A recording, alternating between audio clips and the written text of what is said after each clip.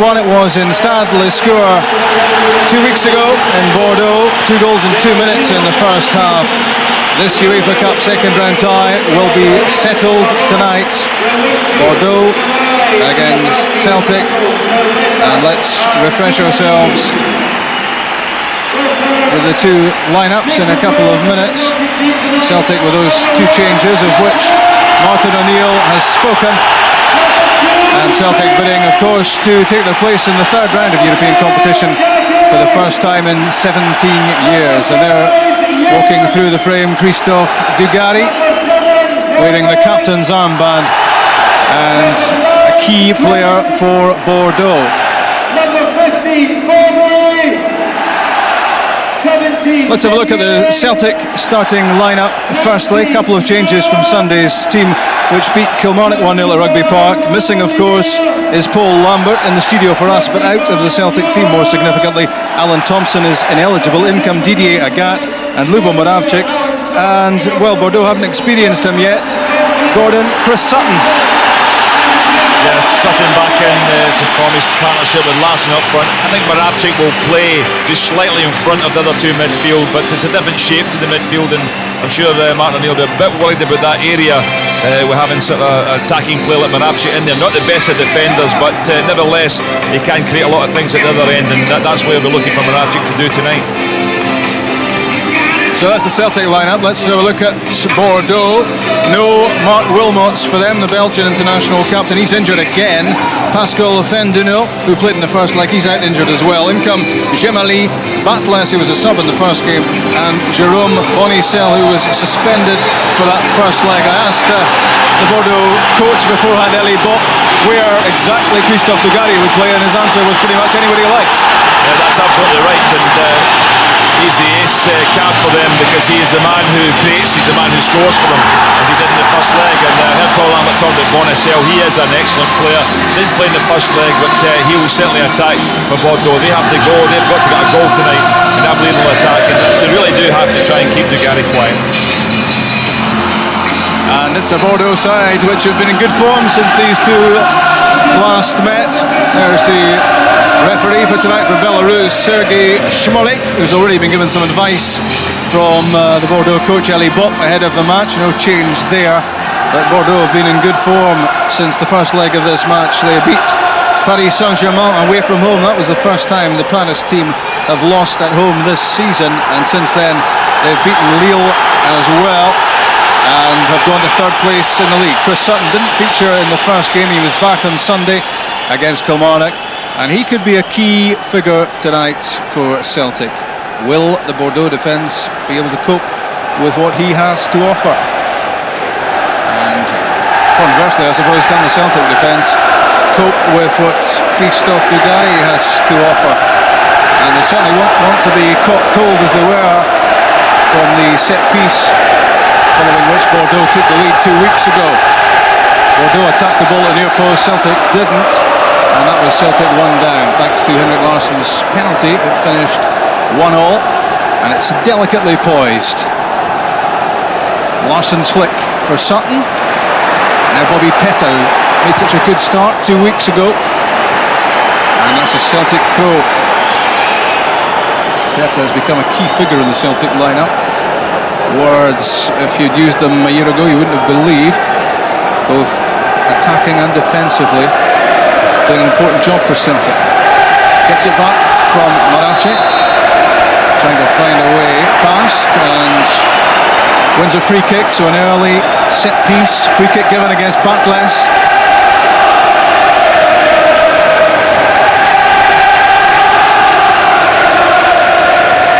Valharan up for the set piece. Whipped in at the near post. It found the blonde head of Mjalby. It also took a touch off a Bordeaux defender, so corner kick. Yeah, it was unlucky, Mjalby, a little flick there off the defender, but it gives Celtic some early pressure, and Moravcik will throw this right in top of them. Low and hard at the near post, not the best of deliveries, and it was Christophe Dugarry out to block it and turn the ball out of play. There's Peta again, and another foul. Another free kick, this time against Lilian Laslandes. A striker's tackle, you might say. A little bit clumsy. But Celtic make little of the set piece. Tom Boyd aiming for the head of Sutton. Bonnissel. Dugarry's touch. And Legwinski didn't manage to keep it in.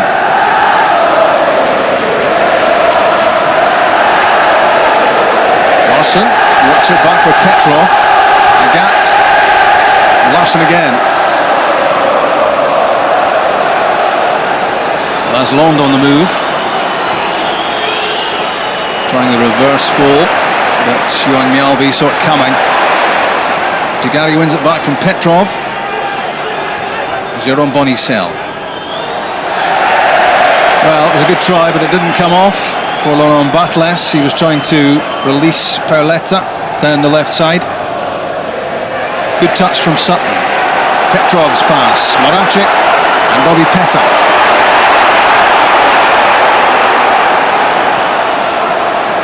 Taking on Jemmali. Good play from Petta, but one too many grey shirts for him. Good challenge by Jackie McNamara. Very positive. I think when you look at Celtic's wide players tonight, Agat and Pedro, they've just got to throw the ball in a little bit earlier into the box because they're more firepower up front than they had in the first leg. I mean, the French were used to playing against Moravcik, who wants to come and get the ball to feet. But with Lassina and Sutton up there, certainly a lot of aerial strength. Pauleta the target, chested down by Tom Boyd for Yusuf Al-Haran. Bonnissel, admiring eyes from a Celtic point of view had been cast towards him. As Valharan's headed away, and an optimistic effort at goal from Laurent Batlles. He was off balance as he struck it, and this Gordon never likely to trouble Jonathan Gould. No, not really. I mean, the pass was intercepted to begin with, but decided to try a speculative effort from there, and under no pressure, it's a pretty poor effort. The biggest danger Celtic have, obviously, got an attacking line-up, even in that centre midfield. They've got to make sure Jackie McNamara sits for them, protects the back three, because the French will attack quickly on the counter, and it's important Celtic don't lose the first goal. Didier Agat, formerly of Montpellier in French football, testing out Bonnissel for pace. Good run.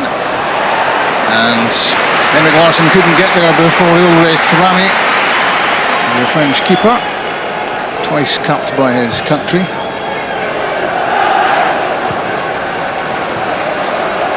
Valharan sprinting down the touchline, having robbed Laslandes.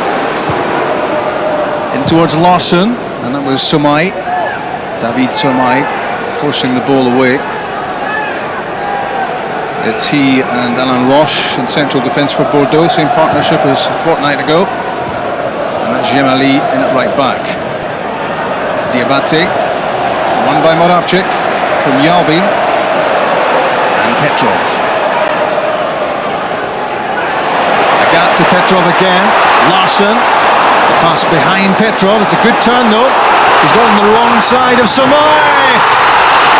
A glorious chance for Chris Sutton to open the scoring, but he was offside. The flag was up and Chris Sutton was quite happy with that.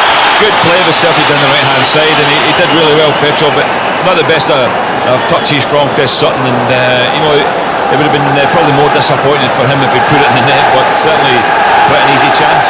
He looked rather relieved as he looked across and saw the flag up against him, because it was a glorious opportunity, but he'd strayed a couple of yards offside. Not too difficult a decision to make, that one. Moravcik for Larsson. Back went Diabaté. Ramé's clearance. Tom Boyd, the central figure of the back three for Celtic. Laslandes. Diabaté.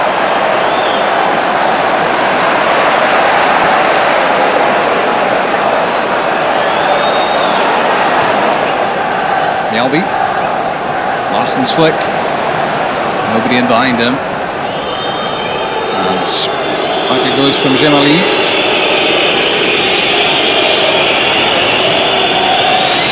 Henrik Larsson, 17 goals this season, including that penalty in the Stade Lescours. Alharen's header. Diabaté. Bonnissel, French international, as is Dugarry, linking well.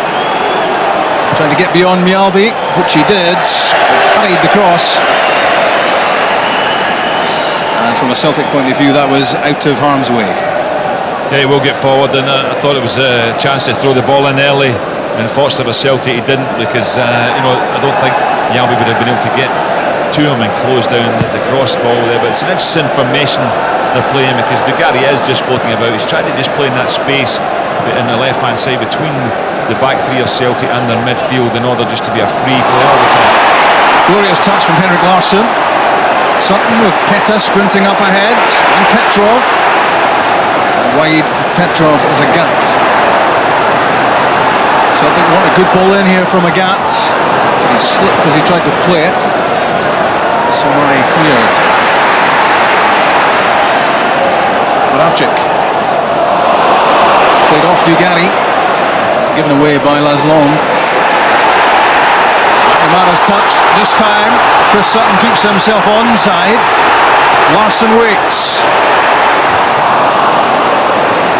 He's beyond him. A comfortable header away for Jemmali. Laslandes. Powerful figure. And good vision as well, but Alain anticipated what was coming and muscled Batlles out of it.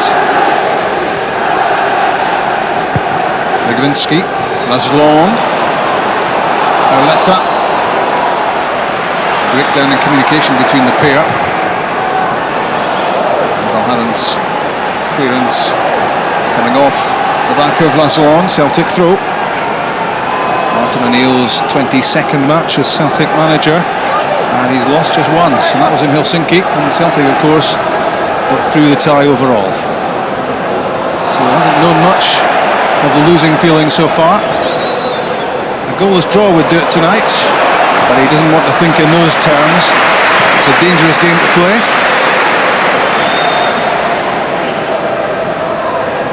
Yeah, he'd settle for a goalless draw, but it's hard to play for a goalless draw. Certainly in the modern football, with the chances that will be created, you've got to just go and play a normal game. And I'm sure Celtic think in a one-off match they can actually win it anyway, being at home. But they've got to be careful. As I say, it's very important they don't go a goal down and begin to panic a little bit. The crowd forcing them forward, they'd be very vulnerable then, leaving a lot of spaces. So it's got to be controlled attack. Back from Dugarry to Bonnissel. It's well cut out by Agat. Chris Sutton's touch is a good one. Noted down for Henrik Larsson. Lilian Petrov. Took too long. Bonnissel intercepted. And a heavy challenge from Chris Sutton leaves Christophe Dugarry on the ground. And touched out of play by Lilian Petrov. So Dugarry can get some attention here. Yeah, I'm sure he'll be alright, but it was certainly an aggressive challenge from Sutton. Just the way he twisted the leg of Dugarry's in there, I think he will get back up here, but I think that the one in Sutton was entitled to go for there. He did retrieve the situation a bit. You have to say for Lilian Petrov, he took a bit too long on it there. Celtic have to move the ball quickly. Bordeaux were flooding the area, and if they've got a switch on, they only have to look over the other side, and Petrov was completely free on the left hand side. If they can move the ball quickly out of these areas, they won't get caught in situations like that. Dugarry temporarily off the pitch.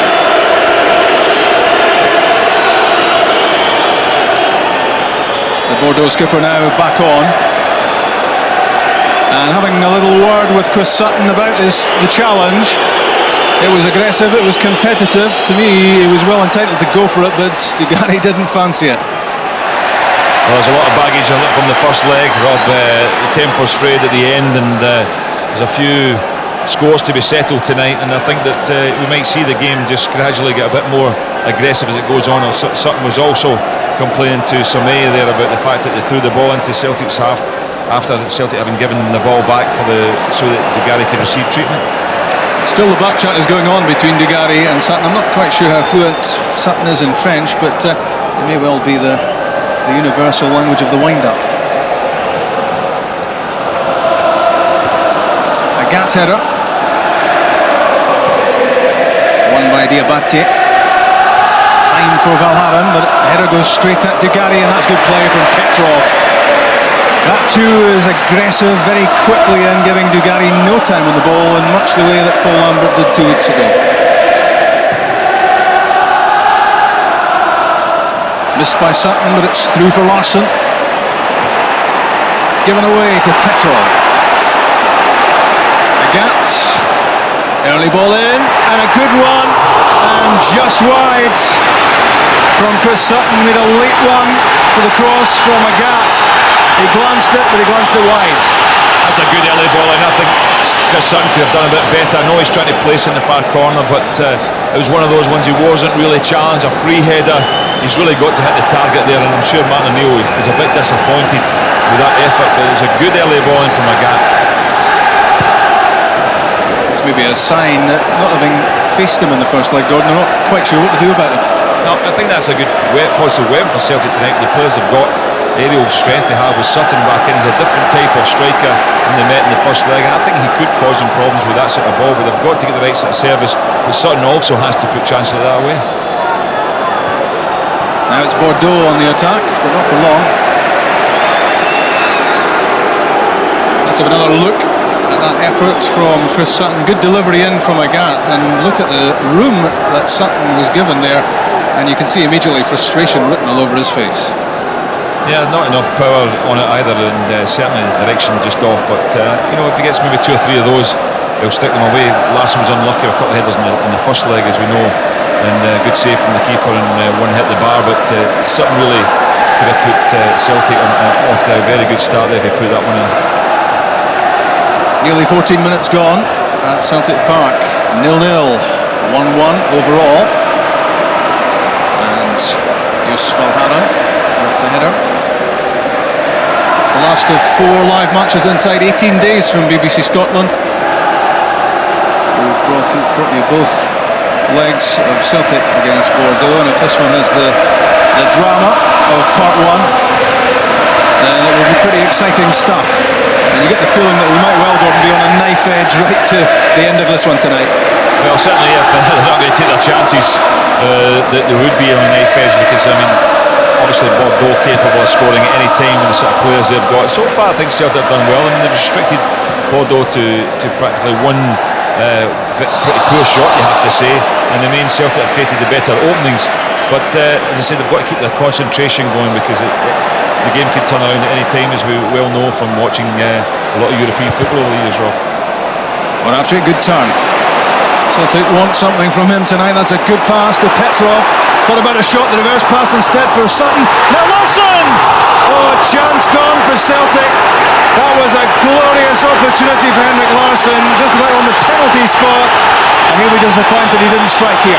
Yeah, certainly. I thought maybe it was an offside position, but obviously the Bordeaux defender getting the last touch, and it's given him a gilt-edged chance there on his left foot. You would also fancy Larsson from that side of distance. McNamara. Agat thinking about the shot, deflected off Sommeil, and this time Ramé keeps it in. Well, Henrik Larsson missed chances on Sunday. He missed 2 amazing chances against Kilmarnock on Sunday. Totally unlike him. He's normally so clinical with his finishing, and you just hope tonight that Celtic won't rue these opportunities. First Sutton, then Larsson, still 0-0. Yeah, you wonder if those chances on Sunday are playing in his mind a bit, because this is a real good opportunity. Didn't strike it well at all, didn't get any power in it, and consequently Ramé's got down, and it's a fairly comfortable save, but that's 2 good chances, and at this level, you don't know how many you're going to get in a game, but certainly they're playing reasonably well so far, and a few more chances might come along, but certainly they'll rue those if they don't get the result tonight. When you think back to Tuesday night at Ibrox, Rangers created chances in the first half against Monaco, didn't take them. The game might well have been safe from their point of view at half-time. So many chances did they have, and in the end, of course, the sucker punch came from Marco Simone.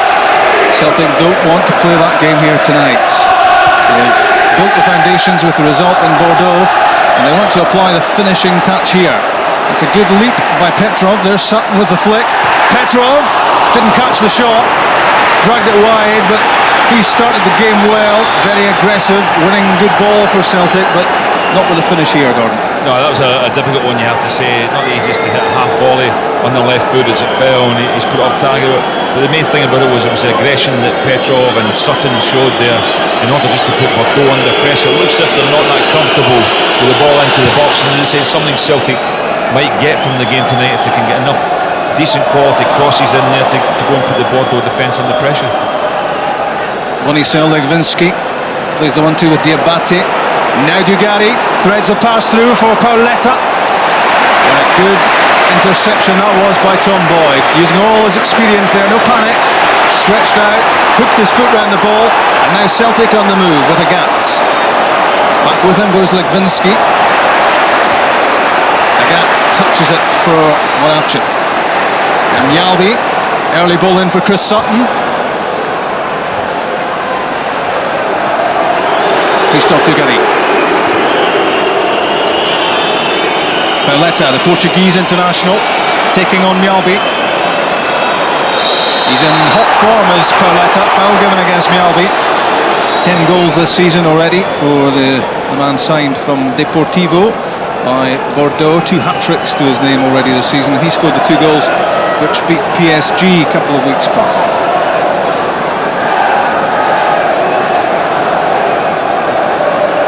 So what can Bordeaux make of this set piece?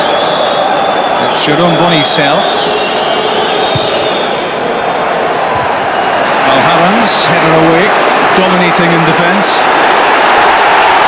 Larson, good pass down the line, skidding away from Moravcik. And that allows David Sommeil to nip in front of him and turn the ball back to Ulrich Ramé.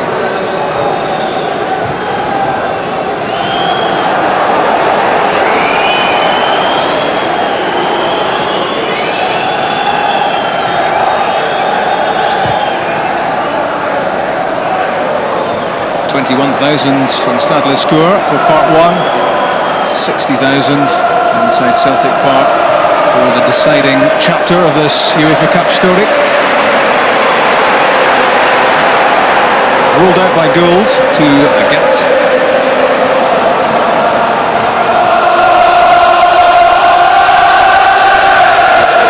Lubomir Moravcik trying to pick out Larson, but it was Jemmali who intercepted Laslandes, the French international. His strike partner Pauleta, and again good touch on the ball, trying to play a 1-2 with Dugarry. Good strong challenge from Tom Boyd. Dugarry didn't fancy it, but one possession for Celtic. Petrov, Alhaven, now Peta.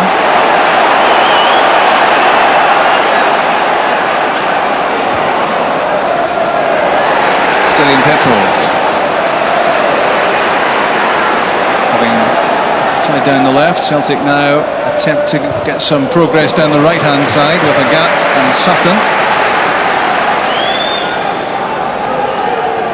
8 goals so far for Chris Sutton as a Celtic player, and a little finger wagged in the face of Sommeil, his marker. McNamara's pass to the feet of Moravcik.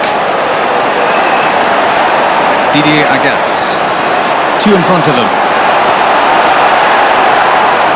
Flooded the ball towards the byline, whipped it back, did well to keep that in, and offered a glimmer of a chance at the near post to Henrik Larsson, but that was well played by Agat, and the applause led by Messrs O'Neill and Robertson. He did well because he just caught in the line, but Larsson helped make it a good ball, and then a much more delicate flick required really than near post from Larsson. Tried to put a bit of power on it, just maybe a little touch away to the back post might have done the trick, but I think Agat started the game very well, Rob. At times he's known when just to lay it off, when to throw it long into the box, and at other times when to hold it and take on his man and draw players around about him.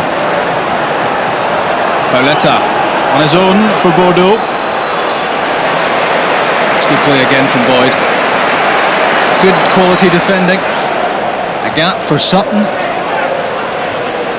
and Bonnissel. Alain Roche, there was a doubt before the match, passed a fitness test.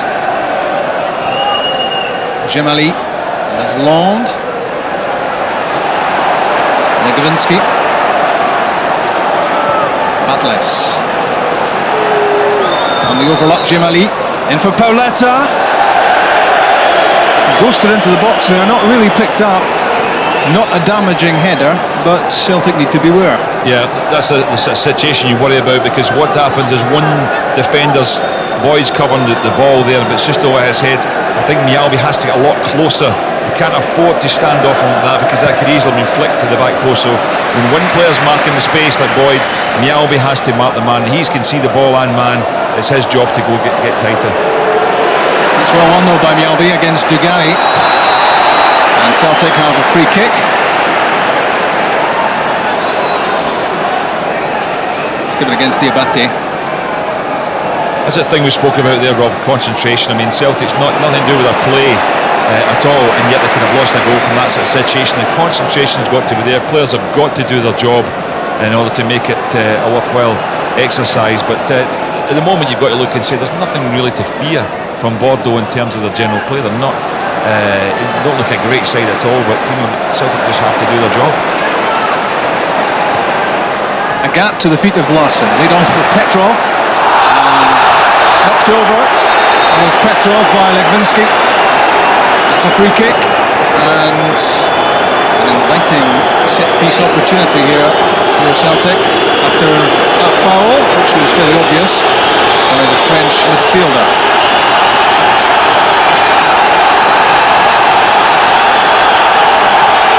Lubomir Moravcik and Bobby Peta over the ball. It's to be Peta, whipped in, the head of Mjalby. Chris Sutton's after it, but he won't catch it.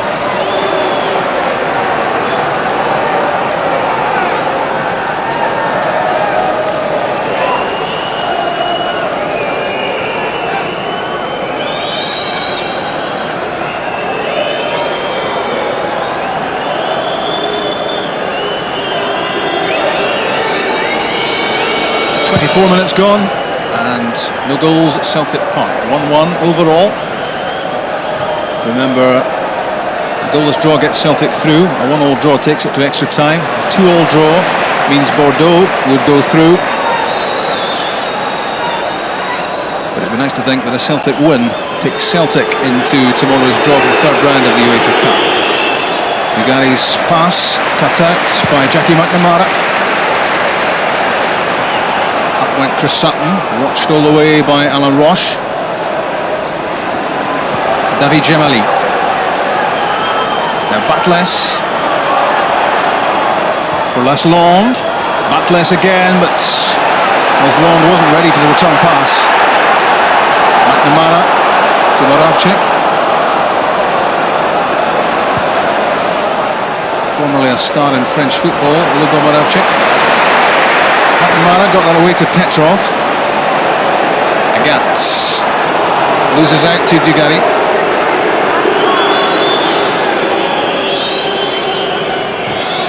Diabaté, Laslandes. A lazy layoff from the striker. More live football to come on the BBC. The next of our SPL live matches is at Tynecastle, Hearts Rangers, Sunday, December the 3rd, 2:25. Don't miss it.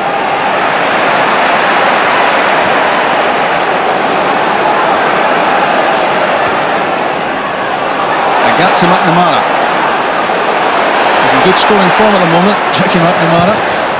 In from Agat. Early ball, it's beyond Larson. Chased by Moravcik. He lost out there to Jemmali. Legwinski, that's for Diabaté, dangerous pass, and Jackie McNamara might well come off badly there. There's good play from Chris Sutton to get back and rob Dugarry, but worryingly for Celtic, Jackie McNamara is still grounded. Yeah, it was a pretty reckless challenge, you have to say, there from Diabaté. He put in a few of them in the first leg as well, when he went right over the top of the ball there, and So really surprised. I think it might have just been blindside the referee, but he's got look at the studs here. I know, it's a terrible challenge. Look, Jackie McNamara's gone to ground. He's gone right over the top of it. But I say the only thing I can say in the referee's favour on that occasion was he was round the other side and he's not quite. Yeah, but he was close. He was only a few yards away. Yeah. That was a reckless one. I haven't really seen anything so far that has merited a yellow card, but that one surely did. Diabaté had 1 or 2 reckless challenges in the first leg as well. It looks. I always think somebody who makes challenges like that is a little bit of cowardice in a lot of ways. I mean, some people might think it's hard, but the hard guys are the ones that have to take the challenges like that. And I think that it was just outrageous the way he went in there. I mean, Jackie McNamara's got a sore.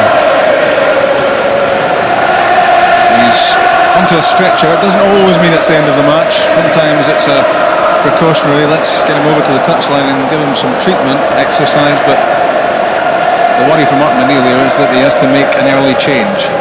It's just amazing how many yellow cards you see dished out and then often reds as well for innocuous challenges, and then you see something like that and the referee hasn't spotted it. The linesman who's down facing the play, it's not as the referee's a lot nearer, but the linesman's got a great view of it. He does nothing. He doesn't flag to point that out. Yeah, it looks like the end of the match, Gordon, doesn't it? Struggling, I think. Yeah. And you could see the look of concern on the face of Martin O'Neill down below. Looking for confirmation that he has to make a change. Yeah. I think Colin Healy will probably be brought on at this stage. Really would be the player you would imagine would get in play in that role, but it's such a shame. Jackie McNamara started the game very well. He's fortunate though, Martin O'Neill, that he has a player of Healy's quality on the bench. He may be only 20, but very impressive performer, especially in recent times for Celtic. He's got an old head and young shoulders, and Martin O'Neill won't be frightened at all about throwing him into this, although he'll be disappointed to be losing Jackie McNamara. But still waiting to find out if there's any way McNamara can get back in this match. We've played nearly 28 minutes. Celtic 0, Bordeaux 0. 1-1 on aggregates. Still delicately balanced, this tie. Larsson's pass for a gap. Good run from Didier Agat, and a good ball in as well. It's deflected back towards Peta. McNamara, we hear, will be back on the pitch, but Bobby Peta loses possession. And it's Laurent Batlles. Laid off by Laslandes for Legwinski. It's a poor pass from him. An easy cut out for Celtic. Jackie McNamara is back on the pitch. That's good news for Celtic, but they don't have to make a change at this stage.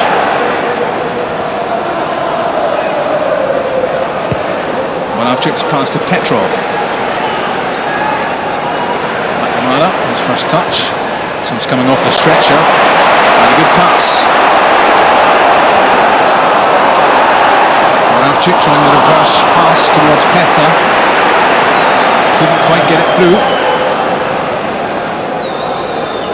Diabaté, possession given away by Bordeaux. Moravcik to Larsson, stumbles, gets up onto his left foot but didn't catch the shot.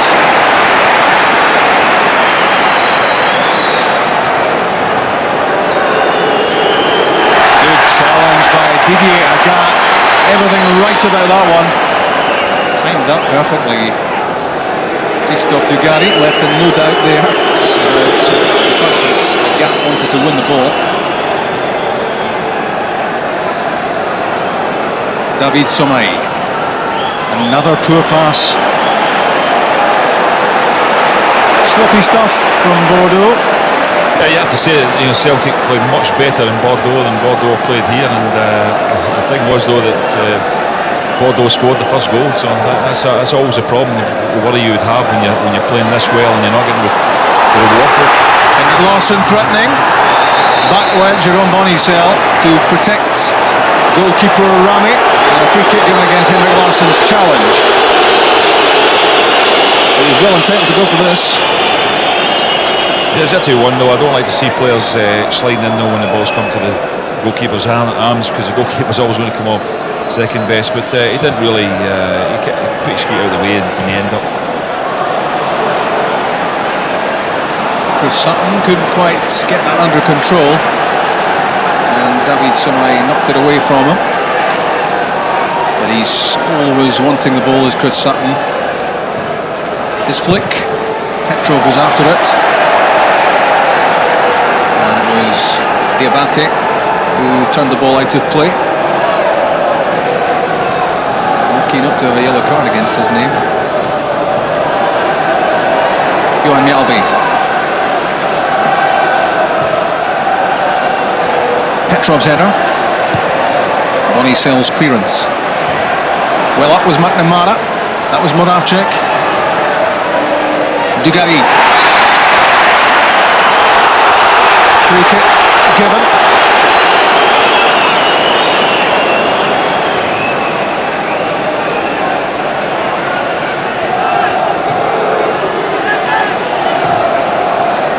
Legwinski to Batlles.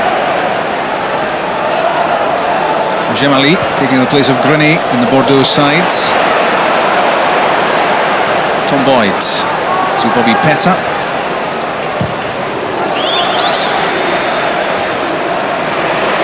Larsson's header. Back from Sutton to Petrov. Didier Agat. As the Celtic fans turn up the volume. In goes Larsson. Sutton's diving header is a good one. Finds Moravcik. Needs a good ball in. Failed to get that one beyond Jemmali. McNamara's shot deflected, and offside is given against Lubomir Moravcik. As he raced onto that deflection, he looked across in disgust as he saw the flag up against him. Yeah, well, it came off a Bordeaux player, so I think, well, shouldn't he just be playing on there? He's not happy with that, but once again, I have to say that an early ball in from a gap on the right hand side. He's thrown it in there and allowed Larsson and Sutton to go and attack it, and once again they're getting the bits just on the edge of the box and they forced a bit of play. Maybe on the left hand side there's been a tendency to try and overplay a bit down and take the ball forward and beat players and look for space, whereas a couple of times just by throwing a long ball, diagonal ball into the box there from pretty deep has caused more problems.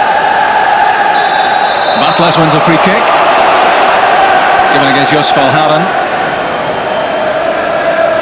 Belgium wasn't best pleased about. It's where they've got to concentrate, especially Dugarry, a real threat at set pieces. I mean, they're bringing Roche up as well, but Dugarry, seen him at international level score goals, and 2 weeks ago in Bordeaux as well, very good in the air. Roche and Legwinski up alongside Pauleta and Laslandes and Dugarry. 5 grey shirts right at the edge of the box in from Batlles. There was Dugarry, didn't really jump for it. Celtic get it clear, and Agat caught in two minds. Was looking for a forward pass, Rob, and there wasn't one.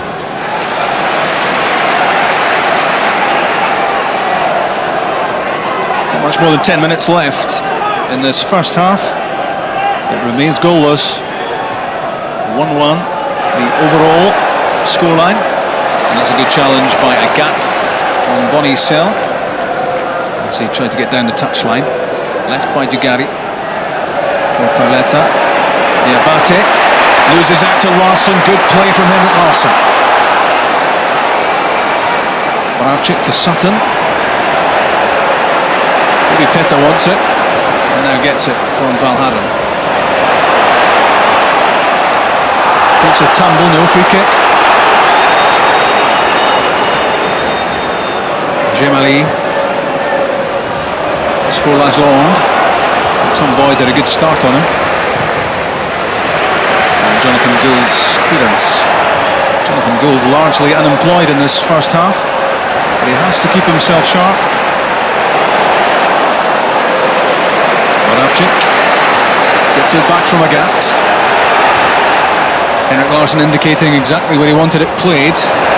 Sadly for him, Jemmali was in the way. And a free kick given against Bobby Petta. The ruling there presumably was obstruction, although I don't think Bobby Petta could have had too much say in it.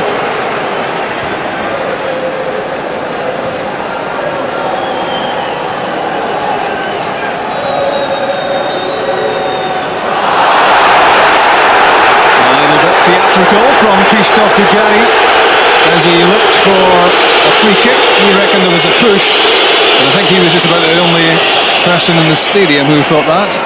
Yeah, well, the referee knows that's a dive, and so why he's not punishing it? That's one of the things you're trying to cut out of the game, is people diving, and they won't do it a second time if they get caught.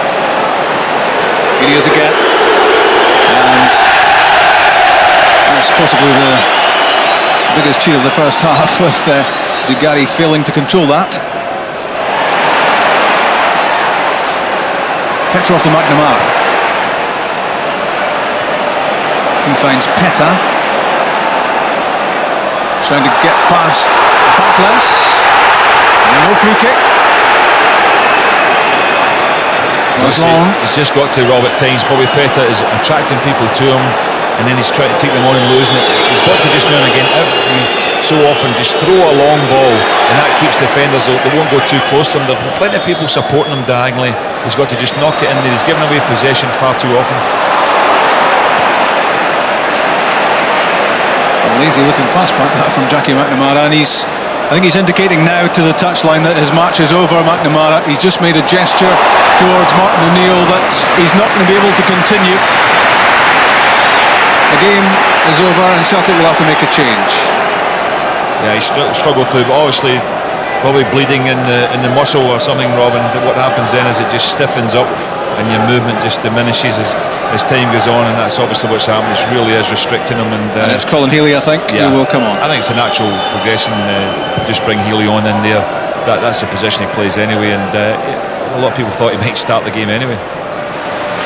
That was McNamara heading the ball back to Jonathan Gould, but he really doesn't want to see any more of the ball now because he's struggling to move, and he wants off as quickly as possible.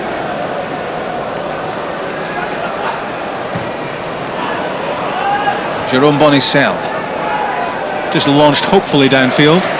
Mjalby's header. McNamara knocks the ball into the corner, and the offside flag is up. I don't think that was a pass really, Rob. I think Jackie McNamara was just kicking that ball away because he knew he couldn't take possession of it. I'm really surprised with the game stopped now. You know, Celtic aren't making that change. I mean, he can hardly move. Healy's certainly ready down below us to come on now, but Celtic can't yet make the change. Missed by Mjalby. In went Dugarry. He couldn't get the ball under control. 20-year-old Colin Healy, and this will be a big night for him.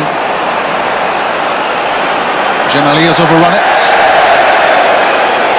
A Celtic throw. I think it was the official who was getting booed there on the touchline for taking so long. That substitution, I think you've got to write to UEFA when you've got to make a substitution. But in triplicate. Yeah.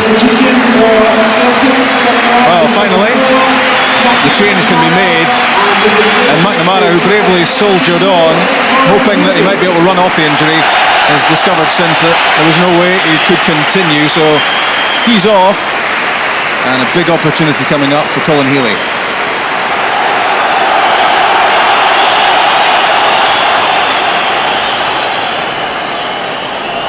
Very impressive in the 5-2 win against Hearts in the League Cup. And a player, Gordon, of rich promise. Absolutely, and capable of scoring as well. I know he'll have to play a sort of sitting role because that's what Jackie McNamara was doing. But when the opportunity arises, if it's on, he can get forward and he's got a good shot. Valharen's throw. Diabaté. Almost a fatal hesitation there inside the penalty box. Not nearly allowed in Henrik Larsson. Chris Sutton. Again a mistake by Diabaté, misjudged the header. In from Agat. Hesitation in the Bordeaux defence. Good play from Sutton, using his body well. Played in by Peta. There's Moravcik, deflected off Roche, cleared by Sommeil. But you get the feeling if Celtic can put some pressure on this Bordeaux defence, the goal must come. In from Peta, out comes Ramé, claims it this time. Yeah, at least two potential penalty claims there when the ball in the box, two pushes, and also Henrik Larsson was caught, but here's Bordeaux breaking away now. The dangerous counter-attack now with Dugarry. Batlles in for Pauleta, well cut out by Tom Boyd. He's had a very good first half, Tom Boyd. When he's been needed, he's been there for Celtic, and he's made some important interceptions. That is the danger of this sort of match for Celtic. Chances they were creating, penalties they were looking for, but immediately Bordeaux break away, there could be trouble for them. Moravcik's cross deflected. Diabaté clear, that was Healy. Petrov, Valharon, Peta, how Celtic would love a goal before half-time. Peta's delivery. That was Sommeil with the header. Now Agat. There'll be some stoppage time to be added.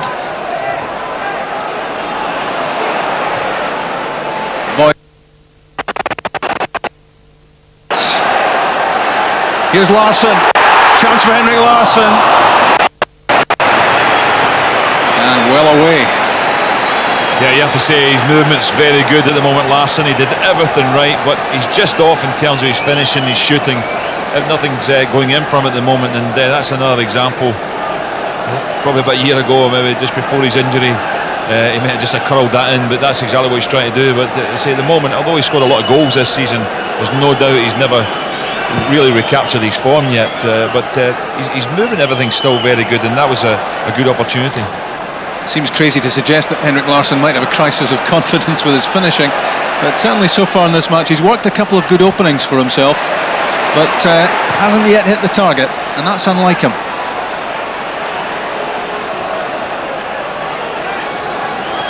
Diabaté, casual stuff from Bonnissel. No, to be honest, a lot of players would love his crisis of confidence in goal scoring, Rob, because he has been scoring a few stats, but I'm just meaning in the last couple of games that I've seen good opportunities that normally he sets such a high standard for himself, he would normally put them away. Yeah, that's what I was meaning as well, actually, because he has got 17 goals to his name this season, so things not going too badly for Henrik, but how they would love the Celtic supporters to see him break the deadlock here on the night. Touch from Dugarry. Legwinski. Again the passing from Bordeaux not good enough, and Celtic have it back. Agat, that was aimed at Moravcik, and Lubomir Moravcik made it his with a good challenge, and that's a foul given against Diabaté. Well, still no yellow card for Diabaté. Yeah, that wasn't so bad. That was just a little bit out in timing sort of thing. I think Petrov made the most of it as well.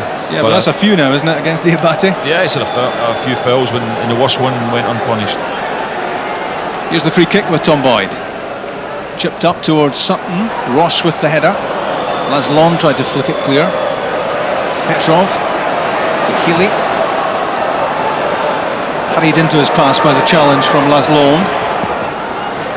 And Bonnissel steps over it. And 30 seconds left of the first 45 minutes. 0-0 in the night. 1-1 on aggregate. Celtic have the advantage of an away goal at the moment in France, but that is a fragile advantage.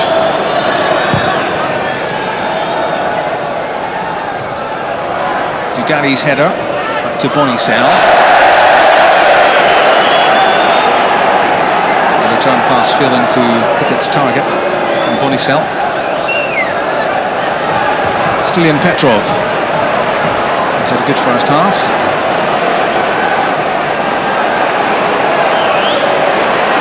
To Valharon, and that's given away. Legwinski, Batlles, here's Laslandes and Pauleta and Mjalby. What a good challenge that was from Johan Mjalby, anticipating what was happening around him, and then he went ahead of Pauleta to cut out the danger for Celtic. Yeah, they did the right thing. They swarmed around him, didn't they, when they just was going through there, 2 or 3 Celtic players just making sure there was going to be no space, and that's the right thing to do in those circumstances. Bordeaux hadn't thrown too many players forward, so Celtic always had numerical advantage. Alain Roche, clearance away just before the arrival of Henrik Larsson.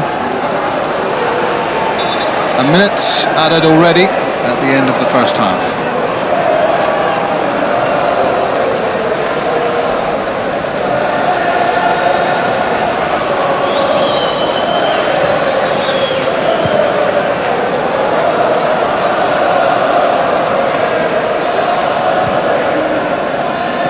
Roche looking for Dugarry. A gap on it. Now Sutton. Did that come off the arm of Sommeil? Yes, it did. Celtic have a free kick. Sutton wanted the ball back quickly, and the referee is reaching into his pocket. And finally, would you believe it, a yellow card for Diabaté. Yeah, there's what happens in football. You know, you got all these bad fouls. You got a booking for kicking the ball away, but I think Sutton did very well. He went quickly and he forced the Frenchman into doing that. He knew exactly what he would do. Lilian Petrov deflected, corner kick. Celtic were wondering if that was an arm used in the penalty box. The referee says he'll have to settle for a corner kick. I don't think it was an arm, but Celtic fans were claiming it was, but the chance was there. In comes the corner kick. It was Petrov at the far post, and that is the last action of the first half. Celtic very much on top. They have created chances, but so far they haven't taken any. The best of them have come for Sutton and Larsson. It's goalless at the moment, and ultimately Gordon, a goalless draw would be enough, but it is a pretty fragile situation, isn't Absolutely. As it stands at the moment, Celtic are through. I think Martin O'Neill have mixed feelings at half-time. I think he'd be happy with the performance in the main, but disappointed with the scoreline at the moment, because they've had chances, two or three cut ones and gilt-edged chances just to put the game beyond Bordeaux, force a situation where they've got to get out and score away with a 1-1 draw, but at the moment, very much second best in the first half here at Celtic Park, but still they're at 0-0, and they won't be at all displeased with the way it's gone so far. They're well capable of breaking away and scoring a goal, which might well be crucial in the outcome of this match. Don't forget they were French champions 2 seasons ago, which means they played in the Champions League. A year ago they reached the second phase of that before finishing bottom of the group, in which Manchester United were. And of course, if you go back to 1996, they reached the UEFA Cup final and set a record in European football, because they qualified for that UEFA Cup by winning the Intertoto Cup. So it was a marathon European performance from them, which got them all the way through the Intertoto and all the way to the UEFA Cup final, where they lost eventually to Bayern Munich. So in recent seasons they have a top pedigree in European football, and Celtic will want to be well aware of what they are capable of, but at the same time being pleased with the way that they've performed in the first half and will want to perform in this second half. And what they want to add to their domination of the game is a goal, or more than one ideally, to lift away any doubts that they're going to take their place in tomorrow's draw for the third round of the competition. And let's hope the Bordeaux body language continues to be of the negative type, and Celtic, Gordon, can keep the upper hand. Yeah, they've got to just keep the pressure on the way they did in the first half. Give Bordeaux very few chances. I mean, I know that they're well capable of scoring, but they had meagre attacking play in that first half. One, I wouldn't even say a half chance, quarter chance of anything. And if Celtic can restrict them to that, then they are home and drive it. I think that they'd be much better advised to get forward to Celtic themselves and get a goal. Good ball in from Lilian Petrov. It was well set up by Didier Agat's work on the right hand side. The whipped in cross, and Ulrich Ramé spectacularly off his line to make the save. Good play, a good start to the second half from Celtic. Exactly what they have to do. They've got themselves in front in terms of the way they are playing, and they have to make sure that Bordeaux continue to play second fiddle. Bobby Petta, Celtic want to get him forward more often. Petta's cross, and Ulrich Ramé not totally convincing with his collection of the cross. He got there eventually, pretty much unchallenged here, but he made a meal of it. Yeah, he was fortunate. I think he wasn't under any pressure. You have to say, no Celtic player in about his feet, so that when he dropped, he might have had an opportunity to get a challenge in there. But it's a good positive start from Celtic in the second half.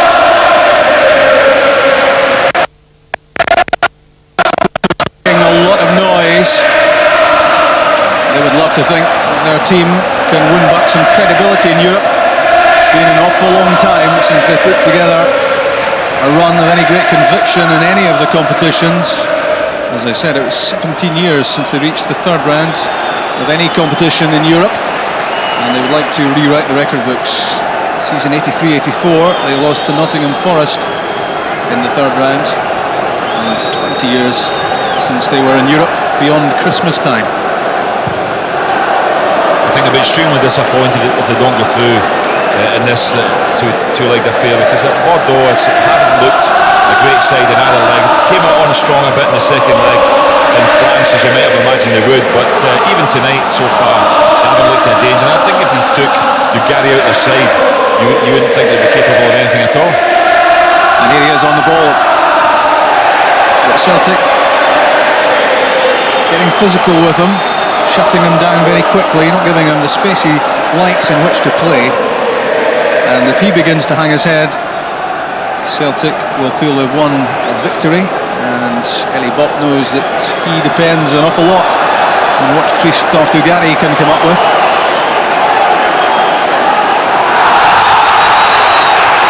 Decked was Henrik Larsson as he tried to get on the end of a quick throw from Chris Sutton.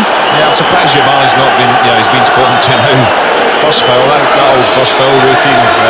He's grabbed Henrik Larsson's shirt and just pulled him down there as he's going to get the quick throw in, so quite lucky to get away with that one. That looked like a bookable offence to me, but certainly been pretty lenient so far, the referee. Just one yellow card to Diabaté.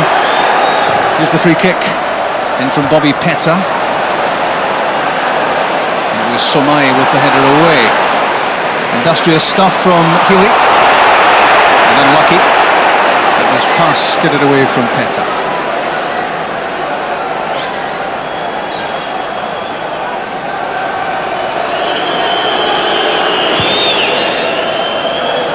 Ramé looks for Laslandes. Healy got to it with his head. Diabaté. Jemmali overlapping, but Batlles couldn't squeeze through the pass.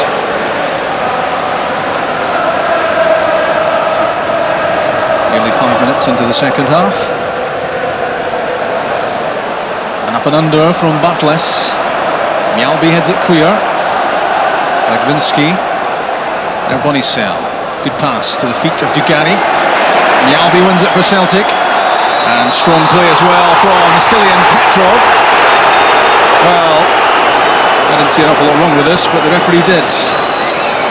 Yeah, I think he just touched him in the shoulder. I'm not sure he made any effort to pull him down there. I think the Frenchman was quite clever, just going over and getting a free kick from a situation that looks as if Celtic will never break. The outcome though is a free kick, and Jérôme Bonnissel with it. The left foot of Bonnissel. Headed away by Pedro. After it is Larsson, holding the ball up and releasing it to Petta.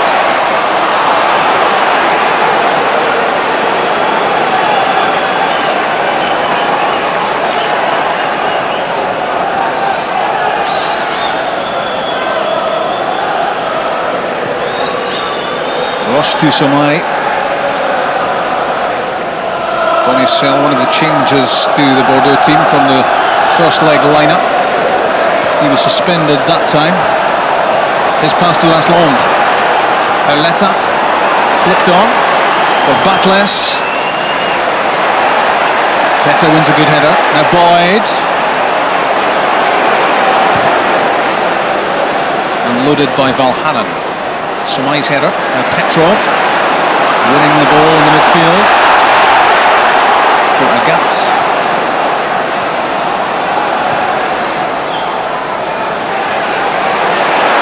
Sutton to Moravcik. Chris Sutton again, surrounded by Bordeaux shirts, and his very physical presence creates problems for Bordeaux. They really shouldn't have conceded a free kick here, I don't think, but a heavy challenge from Alain Roche, and Celtic with the set piece. Really worked out how to handle him, and from a Celtic point of view, long may that continue.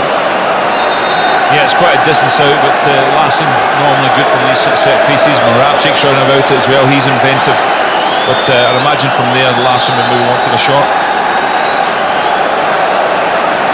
Everyone back for Bordeaux.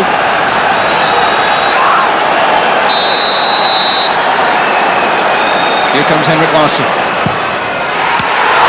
Brilliant strike from Larsson. It was curling and dipping towards the top corner. And a good solid save from Ramé. Yeah, fabulous save, because that's a great effort. Loads of curl in it. It's heading, just dipping under the bar as well. And certainly one for the photographers as well. What a marvellous agile leap it was, you have to say. But I mean, I think that Larsson there was just trying to just take them by total surprise with that free kick. In from Moravcik, and this time Ramé does another good professional job with the catch. Wonder if he was going for a 5.9 for artistic impression here, Ulrich Ramé, but certainly it was a good save. I think it was a great effort from Larsson. Look how it just over curl in it and dip as well. Triple somersault and pike to finish.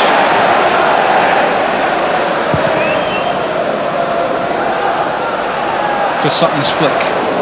Sommeil with the header away. Sutton again. From Moravcik, supported by Peta. Trying to get in behind Bobby Peta. Good run. The cross was disappointing, as was the header clear, and Moravcik has scored!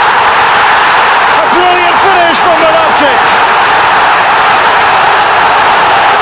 And Celtic have what could be an all-important goal. Even the corner flag gets a kiss. Yeah, that was so important for Celtic to get the breakthrough. Good work, you have to say, from Pedro on the left-hand side. It was Moravcik that fed him originally too. The ball not cleared all that well, and he's got a race with Lassina. Lassina did the right thing, staying out of the way, and he's just driven it. I think the keeper's unsighted, Rob, to be honest with you, because he's a bit slowing it down, having just made a marvellous save. Look at that, it's just come round the edge of a defender, in off the post. Terrific shot, keeping it down low. I think it was Alain Roche, Gordon, the very defender who'd headed the ball weakly out towards Moravcik, who was the guy that got in the way of Ramé, and he couldn't see it. He got there late, got his hand to it, but he couldn't keep the ball out. No, but unfortunately there's a fan on the pitch at the moment, but that won't help Celtic when it comes to these UEFA matches. There's always a backlash for situations like that, so it's a foolish thing to do, but it's a good effort from Moravcik. He's kept it down, and he did use the defender. The defender, Roche, just got in the way. The keeper's probably expecting it round the other side, sees it late, goes down, and I thought at first he was going to save it, but they made a great effort. But it's very important for Celtic. I thought that they needed a goal tonight. There's always a danger of losing one.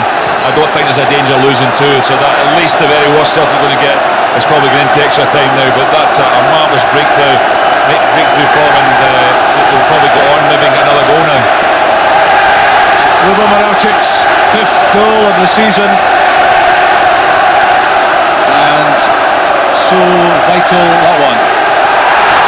Stilian Petrov wins possession, and that's almost out of the school of Lorenzo Amoruso's optimism with a shoot from 35 yards. But look again at the quality of this strike from Lubomir Moravcik. On the volley, steered it down and away. Ramé got across, he got his fingertips to it, and agonisingly for him, it brushed the inside of the post on its way in. And look what that meant to Martin O'Neill. Oh yeah, he knows that's vitally important, but at first I definitely thought the keeper was saving it. Here's Chris Sutton, another good shot on target. Goalkeeper was solidly behind it. Celtic would love to follow up Moravcik's goal with another one to make things a little bit safer, as Bordeaux prepare to make a change. Yeah, it's Diabaté, the booking is coming off. And coming on, it's Kodjo Afanou.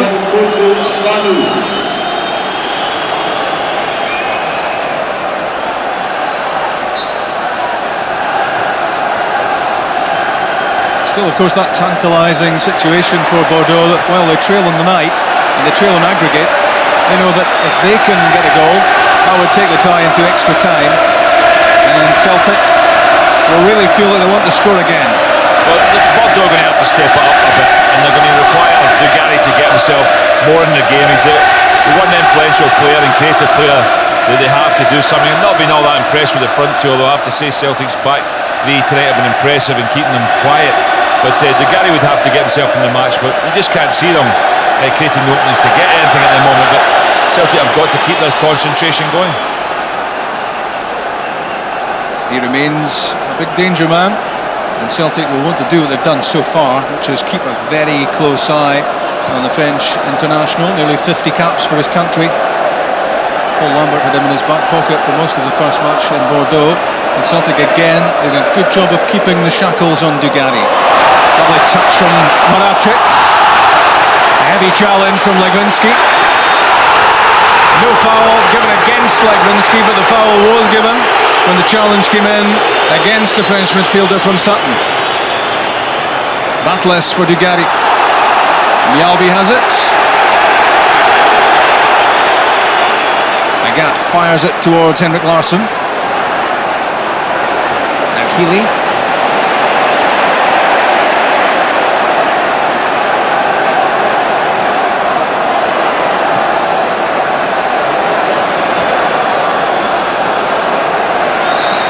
Bonnissel to the sub Afanou. Jérôme Bonnissel, good run. Back with him goes Agat.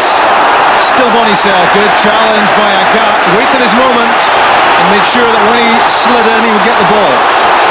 Healy leaves it for Sutton. Laid off for Petrov. 3 in front of him. Petrov's delivery. Touched away by Ramé. Celtic tried to keep the heat on. In from Petter. And touched away from the head of Henrik Larsson by the substitute Kodjo Afanou. Yeah, good break for Celtic. Unlucky the first cross didn't fall to one of their players, but good save by Ramé getting out there and just punching it away. And when it fell, it was delivered back in, and you have to say Afanou did a great job as well, getting to the back post as Larsson was lucky there to nod it in the net. He was certainly well off his line, was Ramé. He had to get that absolutely right. And maybe a sign of Lubomir Moravcik's exertions. And maybe a spot of time wasting too, that it's taken him a while to get over. Here comes the corner kick. Dugarry nods it away from the near post. Now Pauleta. Batlles is through the middle for Bordeaux. And a very aimless ball played in by Pauleta between Laslandes and Batlles. And neither looked too interested in getting after it. Petrov for Larsson. Larsson peeling away, finding some space, inviting the pass to be played to his feet. Back for Petter.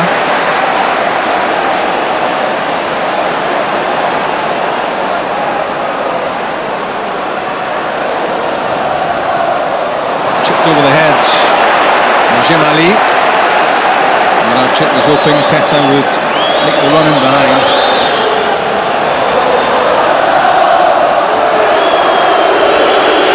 Touch on the ball, Dugarry. He hasn't achieved an awful lot so far. Again the play flowing through the former Milan, Barcelona and Marseille player. Mjalby's clearance lands at the feet of Legwinski, but 2 against 1 wins it for Celtic. It's Moravcik and the industrious Agat. 6 months ago playing for Wraith Rovers. Good run from him, but touch favoured Bonnissel, and Ramé pumped the ball out of play. Yeah, I don't think it was what Agat was trying to do there. I think he was wanting to get wide of the player, but he played it into his path, and Bonnissel is pretty sharp, but so is Agat. Good pace, and it's been a good contest between the two. Sutton. It's deflected towards Henrik Larsson. The challenge from Jemmali was good enough to ensure that the Larsson header wasn't troublesome for Ramé. The Bordeaux counter-attack fizzles out. 16 and a half minutes into the second half. 1-0 Celtic, 2-1 overall, and Elie Bopp, the Bordeaux coach at the moment, not too happy.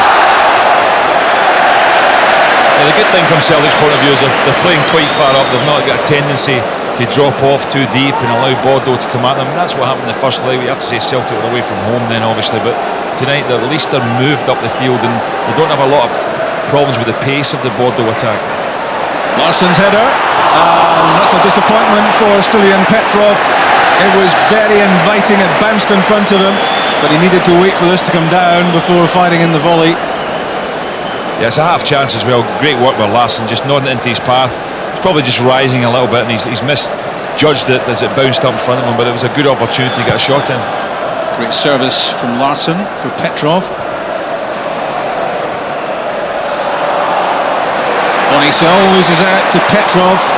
So strong in the tackle, the Bulgarian. And he's won a lot for Celtic tonight.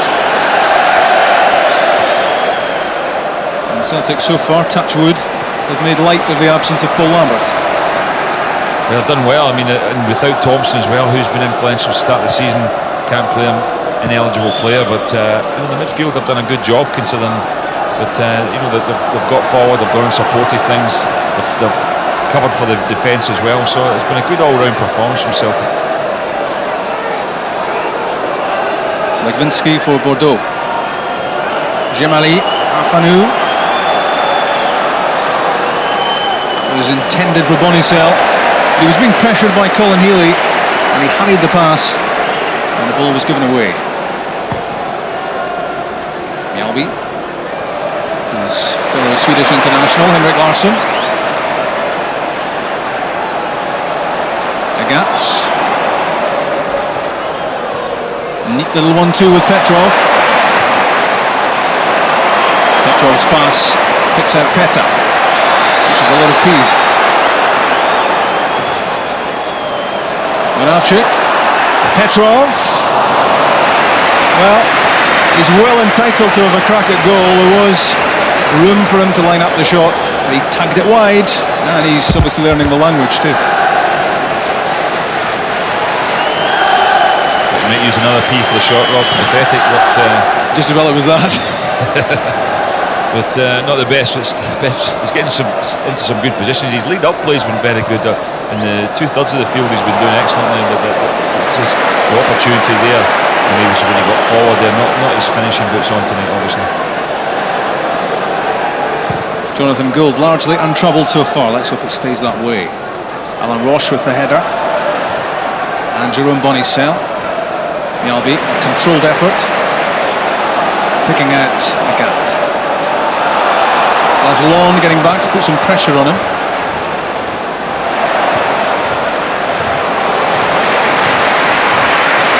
Mjällby did well to evade Laslandes, but he couldn't keep the ball in with his pass down the line.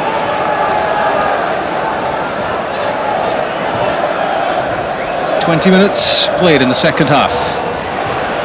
Lubomir Moravcik with the only goal so far. 2-1 on aggregate for Celtic. Laslandes in possession. Up ahead, Dugarry.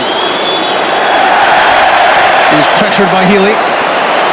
Celtic get it clear. Peta, Moravcik, and Petrov. Very influential in the middle. Stilian Petrov. Agats to the feet of Sutton. Petrov again. That's for Larsson. Out comes Ramé. Had it, lost it, and scored it again. Quickly flung out to Laslandes. Laurent Batlles, the reverse ball for Pauleta. Good quality pass, good run from Pauleta. He's away from Mjällby. This could be dangerous. Punched away by Gould. And calmly played out by Tom Boyd. Cleared by Mjällby, but given away. Celtic don't want to invite Bordeaux back into this match. Bonnicel's delivery, the header from Legwinski, turned away by Healy. Here's Alain Roche. Alongside him, Afanou, the sub. Sommeil. Larsson goes with him, matches the run. Bonnissel, Laslandes. And that just about sums up this season really for Lilian Laslandes. He scored 14 goals last time round, but really struggling for confidence at the moment, struggling for goals for Bordeaux. Yeah, he's not been that impressive, and neither's Pauleta until about a minute ago when he had that nice turn, Rob. But it was a strange choice of pass at the end of it, and it certainly helped Celtic out by trying to fire it across goal. Jonathan Gould punching it away because there was one or two players just waiting for a cutback. It was a dangerous situation. An untidy passage of play from a Celtic point of view the last few minutes. Pass is going astray, and they don't want to give any encouragement to the visitors.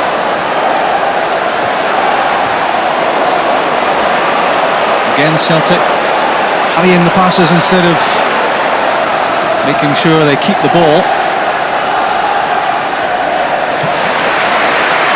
Batlles beaten by Healy.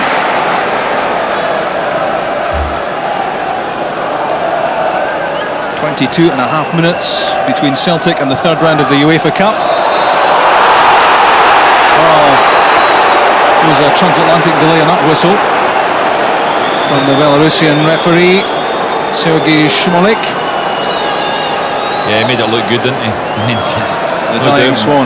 Yeah, absolutely, no doubt. Moravcik got a touch on the ball there and gives him a free kick in a dangerous situation, throwing the ball. Celtic just lost it in the last couple of minutes, mainly because they're not keeping possession of the ball as they go forward. They've got to put their foot on it, slow it down if they have to.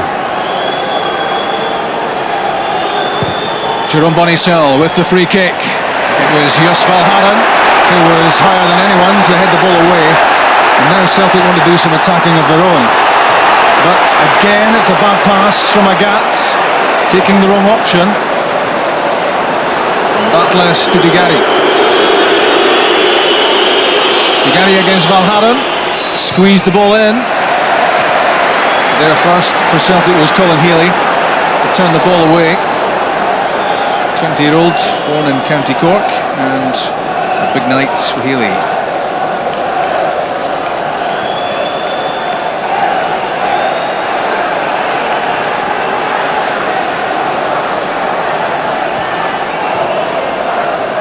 Afanou gets it back from Sommeil, growing in confidence in the last few minutes. Bordeaux beginning to string some passes together and maybe gather some belief that this tie is not beyond them. Celtic will want to banish such thoughts from Bordeaux minds.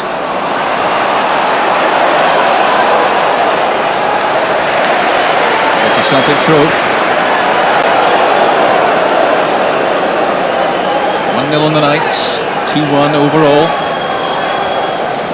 A goal for Bordeaux brings for us the possibility of extra time. At the moment it's Lubomir Moravcik's goal which separates the teams on the night.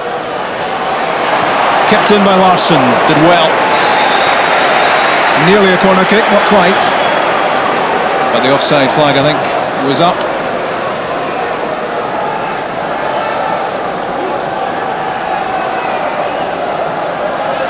Yeah, it'll seem like a long time from 20 minutes to go in this game that Martin O'Neill just want to keep the concentration going. The organisation has to be kept strong because they say that Celtic just lost it in the last few minutes. Players look as if they lost their shape a little bit and they have to get that back. And there's another loose pass. That's exactly what we're talking about. Stilian Petrov, who has been superb throughout, but in the last 4 to 5 minutes now the spell has probably lasted. It's been a bit untidy from a Celtic point of view. That's Roche. Healy trying to get to it. Afanou with the header. Batlles. Pauleta got a good touch. So did Valharen.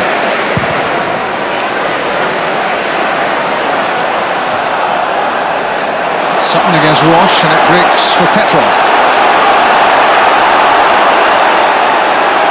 Agat reluctant to go forward down the touchline. Played infield to Healy. Peta. Moravcik. Onto his right foot. Roche doing the defending. That's Healy. Laslandes. Dangerous touch from Laslandes. Headed down by Larsson for Sutton, who was offside. Well, there could have been a real chance there for Celtic after a slip by Laslandes. Yeah, the right decision though. I think it was a terrible ball, but watch this, Sutton just off.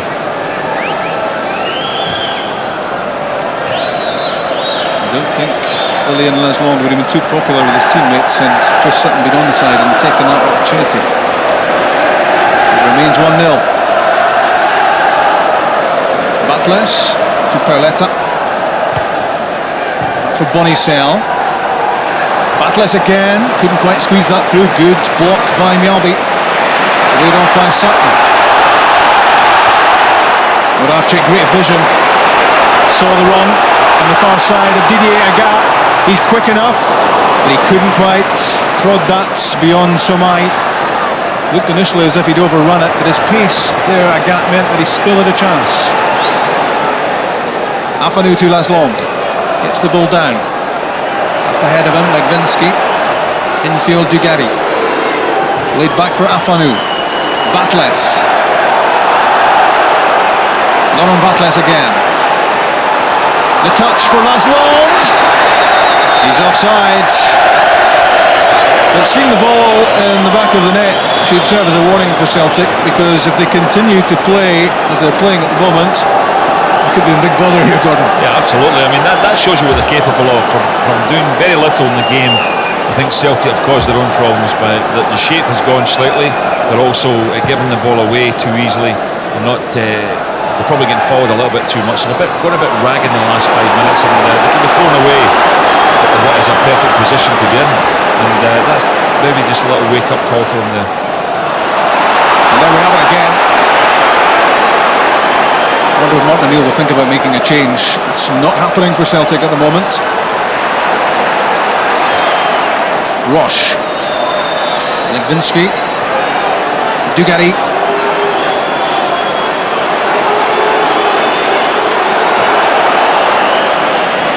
Colin Healy sticking very close to Christophe Dugarry.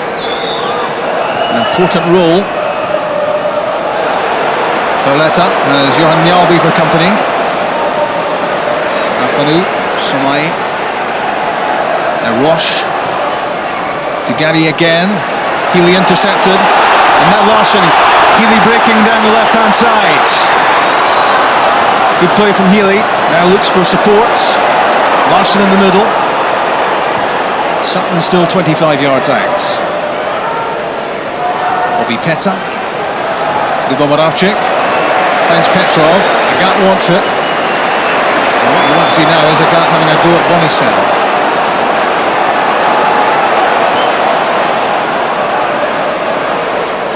Petrov, good pass, well-timed run for Sutton, and a good save by Ramé. That was well done on the quality of the pass and the run, but the goalkeeper saw what was coming, Gordon. Yeah, it was very good goalkeeping. To be that far wide is excellent. He's read it like a sweeper and got out there and made a perfect save. I have to say, you know, I mentioned about Paul Lambert not being available, but this would be exactly a situation where they could require something like that. Moravcik to Larson, another good save by Ulrich Ramé, denying Celtic the chance to make the tie safe. Afanou, Dugarry, now Batlles. Pauleta. Good run made by Legwinski. Moravcik has to go with him. Holds up the progress, Moravcik. Now Laslandes, away from Healy, trying to thread that through the legs of Valharan, who stood firm. Denied him the chance. Healy to Sutton. Now Peta. Waited his moments and then played a lovely pass down the line for Healy. Sutton for Agat. An opportunity to get at Bordeaux. On the outside of Bonnissel, deflected. Here Sutton takes a touch and deflected past. You've got the feeling there was a chance coming for Sutton to make us all feel a little bit happier. It's one there if he had turned in, but he went the wider route, the longer way, and allowed the defender just to get back to him, just enough to get that ball away. Times Celtic, I think, still going forward too quickly. Rob, I know they created an opening there, but I think what they really need to do is slow the tempo of the game down. Get their foot on the ball in the midfield area. I think Petrov's got to sit there a little bit more and just receive the ball and keep the passing going. Lubomir Moravcik's corner kick. Cleared, but only as far as Agat. Moravcik on his right foot. Good ball in, headed away by Roche. It's Batlles. Dugarry against Healy. Colin Healy won it and then gave it away. But Pauleta can't get it under control for Bordeaux. Danger over for Celtic. Colin Healy with an interesting learning exercise tonight, trying to cope with the skills of Dugarry. Yeah, I think that they're only young players, Petrov and Healy, but one of them you think has to just sit in front of that defence here and make passes, just get on the ball and hold things, and as I said, even just slow the game down, make sure Celtic keep possession, take the pace out of the game, because as the pace is stepping up just now, Bordeaux have got on top. It seems at the moment as if Celtic are playing into the hands of Bordeaux.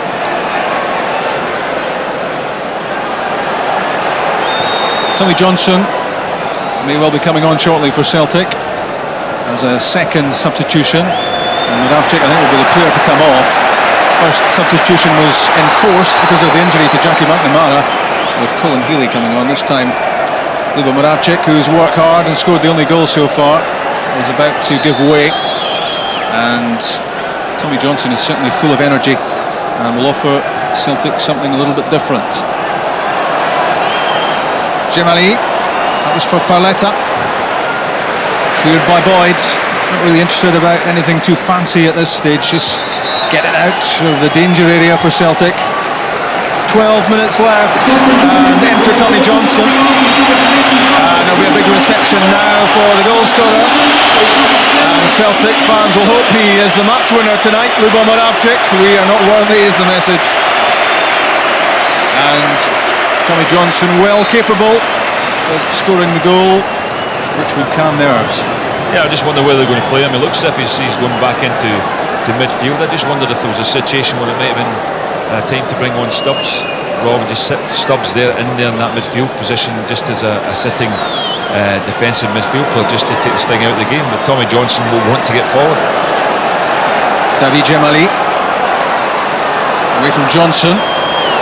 Here's a chance for Batlles, and it's a goal for Lilian Laslandes. Celtic Park is silenced. 11 minutes left, and there's the sucker punch, and that could be the goal that takes this tie into extra time. Yeah, it was movement there. He gets away. Tommy Boyd, Mohana should say, just lost him there, and he's got in there, knocked a cross goal, and who puts in the net? The man who's done very little in this game, Laslandes, gets in there and just pokes away. He does score a lot of goals, and that's obviously why. But as I said, I just felt that at that stage of the game, we saw a situation there with Tommy Johnson with having to make a challenge in midfield there and lost it, whereas Stubbs coming on there just sitting. Celtic at the game won, home and dry. I suppose now it does help to have Johnson on, because Celtic need to go now and get a goal, but they might not have lost that goal. We haven't seen too many signs of the quality of Laslandes in this match, but that is why he's played for his country 7 times, Lilian Laslandes, because he escaped the clutches of Johan Mjalby in the danger area, had to prod the ball behind Jonathan Gould. Now 1-1 at Celtic Park after 1-1 at Stade Square, and if there are no more goals in the next 10 minutes, we are talking extra time.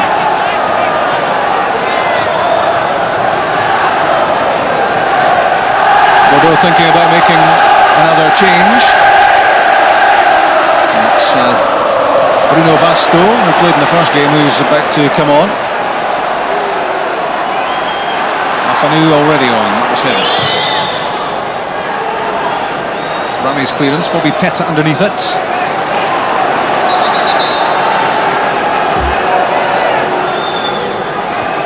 Substitution for Bordeaux, coming off his 20 Batlles, and he's replaced by number 19, Bruno Basto.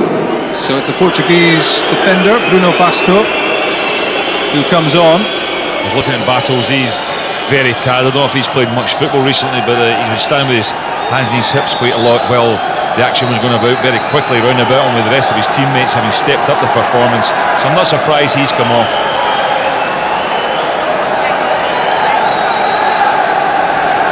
Batlles off. Basto on.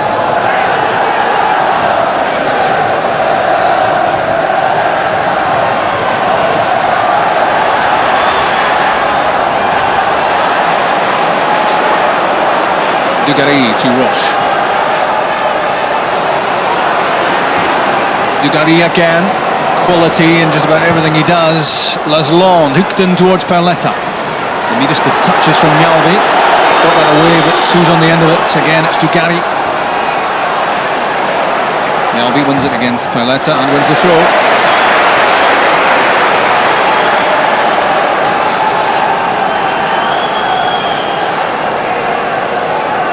$51,500 inside Celtic Park, and there's a man with renewed hope now, the coach Ali Bob. Jemmali, the right back, seeing a chance, 25 yards out. That was well off target from him. Yeah, good shot, but Celtic in a sticky position at the moment, Rob. They've lost the momentum in the game, and then they now have to go and score again, having lost their control of the match. So they've got to try and get things lifted here in order to get back in this game. Peta asking a lot of Chris Sutton. Mjällby. Agat took too long to make up his mind. Pauleta finds Laslandes. In the way of his pass was Bobby Peta. Afanou. Laslandes again, loses out to Johnson. Tommy Johnson, clever pass, looking for Henrik Larsson. Larsson has it. Can he beat Sommeil for pace? Is that a penalty kick? No, it's not. It's a free kick against Larsson for the challenge on Sommeil. It certainly looked as if the defender handled the ball on the line. I thought it was a free kick. I think that Larsson just played on top of him a little bit and pulled him back, but the Frenchman went down to make it look worse than it was, I think, and probably a bit lucky to get it. I think he realised that Larsson was getting top of it, but when Larsson's the one to put his hands on the defender, so I think that Sommeil was always going to get the free kick there. And Chris Sutton booked in the aftermath of that. Here's Larsson. Sutton back for Larsson again. Good defending from Bordeaux. Afanou, Pauleta, and that was well read and well executed as well by Johan Mjällby.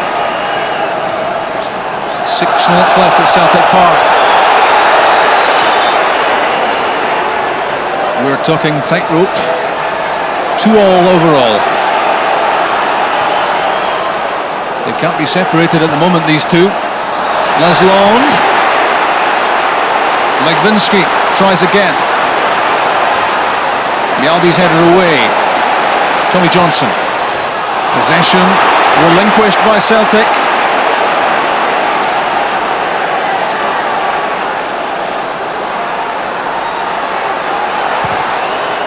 Legwinski for Laslandes. Mjällby's hurt. That's well won by Tom Boyd. Mjällby's still grounded on the penalty spot as Celtic surge forward. Agat. Again the pass not really favouring Chris Sutton.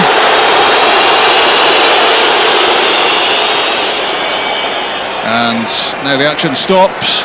Yeah, I'm surprised at that. I know Celtic were breaking forward there, but it really has to be a situation where when it's a head knock, the referee has to stop the game immediately. You don't know how serious these things are. You can't play on when it's a head knock at all. Both players clash heads, and then Bordeaux won the ball back and he stopped the game immediately. I don't see how the referee can justify that. Maybe it's only in this country that we have that rule that if it's a head knock, the game must stop.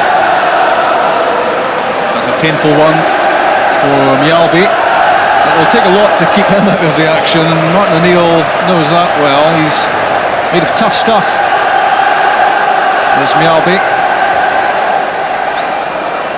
So he has to make that trudge to the touchline to go off before he comes on. So for a few seconds, Celtic have 10 men on the pitch. Mjällby awaiting the call. That's him back on. Eyes on the clock in the top corner, and less than 4 minutes of the regulation 90 to go. And we're heading for extra time the way things stand. 1-1 in Bordeaux, 1-1 in Glasgow. A match Celtic will feel they should have had tied up by now, but there's still some work to do. And Henrik Larsson offsides. There'll be a feeling of frustration for Celtic, Gordon, that they're not really safe by this stage. Oh, it's most certainly, because I think that the game, they were well in control. Then they got the goal and they lost their way. They just didn't put their foot in the ball. They didn't keep it. They let Bordeaux back in. It was a series of sloppy passing, and also they lost their shape in the marking situation. And Bordeaux have been the better side since that Celtic goal. And at the moment, Martin O'Neill's probably wondering just how he's going to get his team lifted here, because they certainly have to step up their performance if they're going to go on and win this match. They certainly need to lift it. 2 minutes will be added on once we've played 90.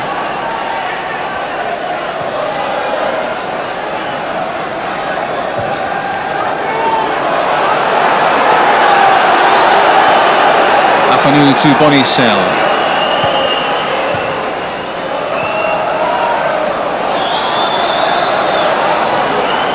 Back from Sommeil to the impressive Ramé. Some good saves tonight. He's been an important figure for Bordeaux. One of their French international players, of course. Valharan. Bit more purpose about that. No, Agat. In for Sutton. Here's Bobby Peta. Oh, great effort by Peta. It lifted a little bit more than he would have liked. Otherwise, this was nestling in the top corner. It was a good effort from that angle. I thought the keeper got touched. He did indeed. He's claiming he didn't, but I thought he got a hand to that. No doubt about it. Well, that was the reason it didn't nestle in the top corner. Another great save from Ulrich Ramé. And in the absence of Moravcik, it's Peta on corner kick duties and Sutton alongside Valharan, waiting in the middle. In from Bobby Peta. That was Sutton. Valharan had a go at it. Yeah, the keeper caught in no man's land there as well, and just flicked over his head, and it was an opportunity. It just didn't fall for a Celtic player. And Joos Valharan fancies himself here for a long throw.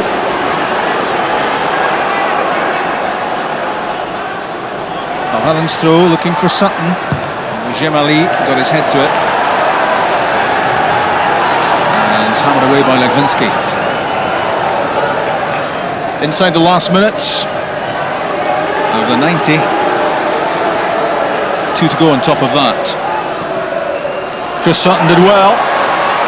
Tommy Johnson trying to find a way through. Dugarry.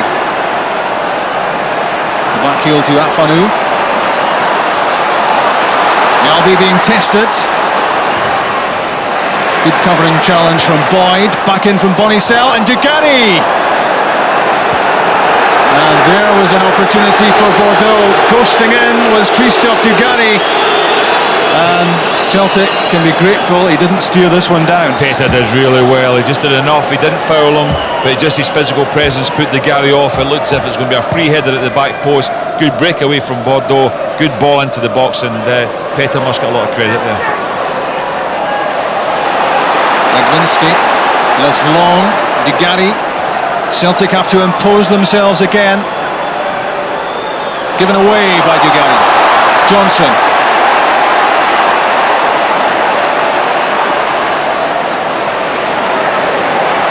Here's Peta. This is out on Sutton. Cleared by Sommeil. Boyd with Mjällby alongside him.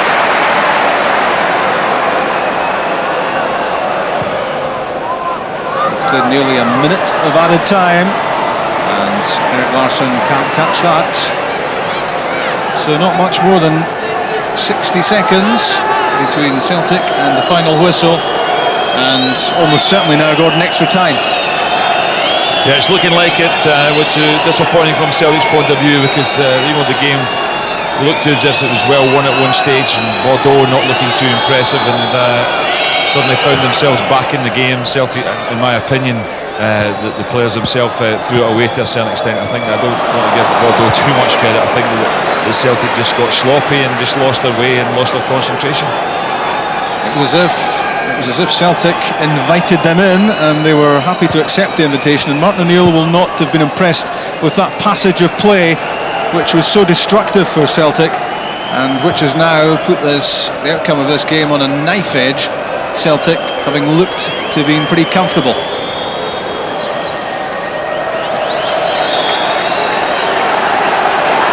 The referee from Belarus, Sergei Shmolik, already having a look at his watch. And there is the whistle for full time. 1-1 in Bordeaux, 1-1 in Glasgow, 2-2 overall. Extra time to come, and Celtic will be kicking themselves, but they have to lift it in the period of added time. Martin O'Neill will be very conscious of that Celtic have to get back to the way they were playing earlier on in the match, when they had such supremacy against their French opposition. But it's all very interesting now, delicately balanced, Extra time to come. It certainly is delicately balanced. Martin Neal there clearly rallying the troops. Mark is going to be dreadfully disappointed, Nick.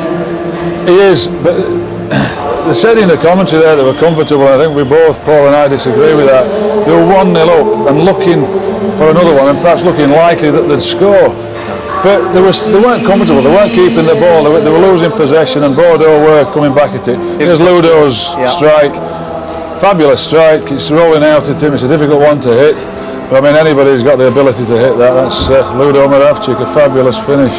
We said before the game, Paul, that Lubomir Moravcik, I beg your pardon, would be really important for Celtic, and took that goal very well. No, I said earlier, he's probably the most gifted two-footing football player that I've played with, and it's nothing new for me to see. He does it every day in training. So yeah, and this is Laslandes' goal. There's nothing in the match, Mick, but he comes and scores that goal. I know. We said at half-time, and Paul knows European football probably better than me. He's got his championship medal. But just over the last 5 years I've seen it, we could read the script at half-time. They haven't changed the way they played. They just kept passing it, moving, being methodical, and they've eventually opened them up. And late in the game, when the pitch starts getting stretched, it suited Bordeaux. And we were critical of Laslandes, weren't we, Paul? And yet, there he is. That's why he scores his goals. I mean, he's got over 100 goals in the French league. He just pokes them in there. Paul, Celtic clear at this stage. I mean, they took their foot off the pedal after that goal, and it seemed that Bordeaux had the upper hand. Although they weren't really doing anything, Celtic just fell out of the game. No, I think it's typical European team they're playing against. It was quite happy 1-0. I don't think 1-0 is ever enough to see you through. And I said earlier at half time, the crowd will demand you go forward, but you've got to try and blang that out and play the game that you did in the first half, because it's a dangerous game that we're playing with now.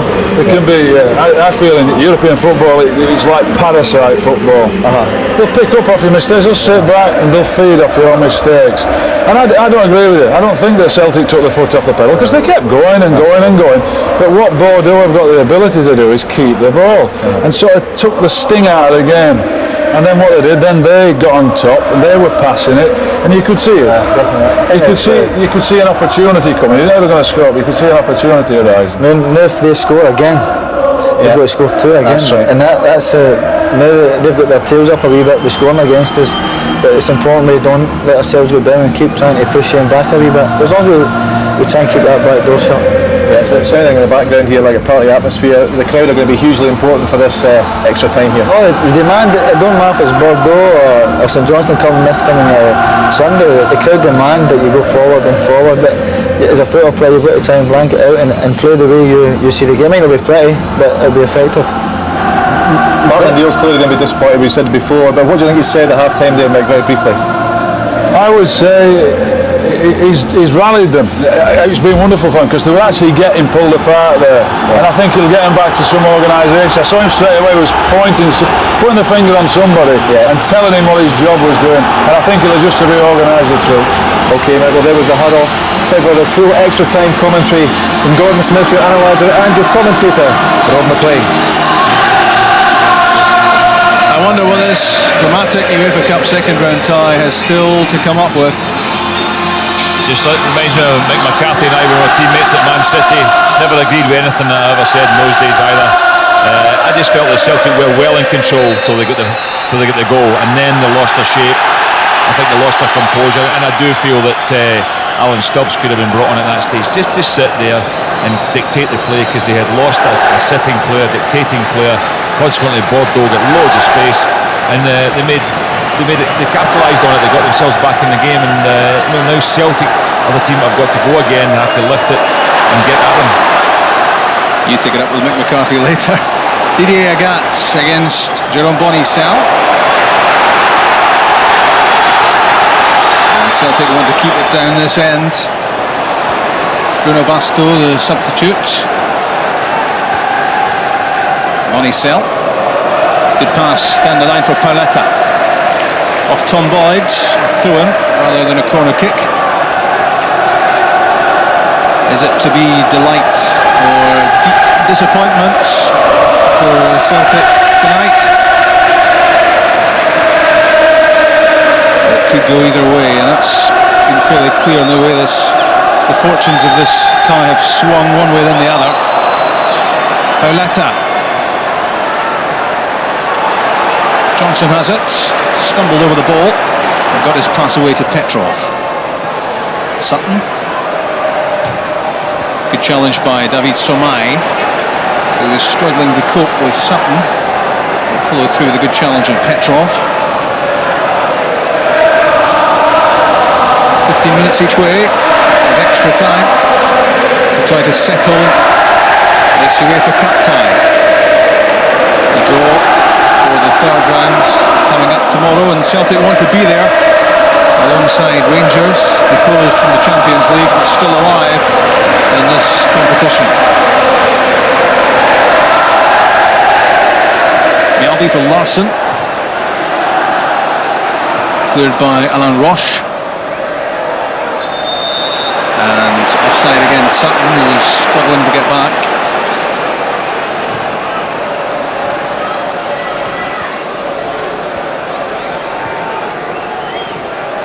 As for Dugarry, instant control.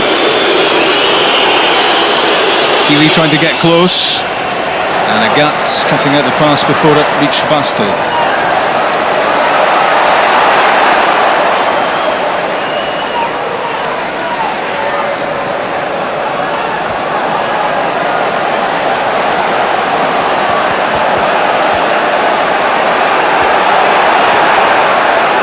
Valhanen, chested down by Sutton for Johnson. Sutton trying to pick out Agat with the pass, intercepted by Basto. Laslandes in for Pauleta. Good challenge by Joos Valhanen, who's hurt himself in the process, but that was important because Pauleta was lining up a header on Jonathan Gould's goal. Yeah, it was a good leap with Pauleta. He came in just in front of Bohan, but Bohan's got his head in there and just blocked it. He's got away, so it's a corner obviously for Bordeaux, but there's no doubt about it. Basto has made a slight difference since he came on, Rob. He's been very sharp and it's a good movement. The corner from Bonnissel, missed by Dugarry. Jemmali. Boyd out to shut him down. Through for Dugarry. Laid back for Pauleta. Another good challenge by Joos Valhanen.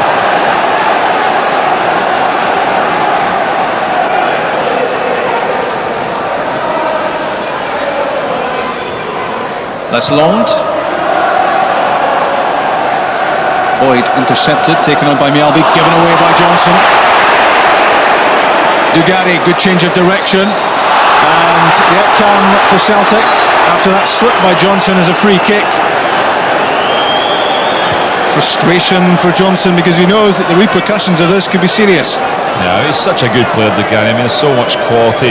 Everything he does, you can only take your eyes off him. You think at times he's not bothered because of his style of play.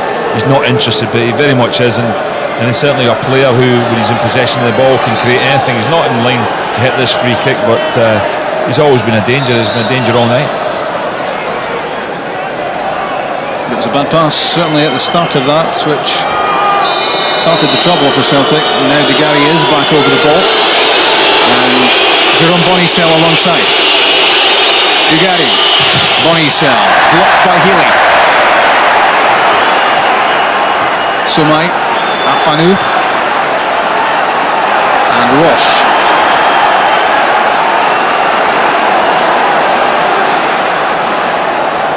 Jemmali, held up by Peta. Dugarry, again dictating the play for Bordeaux.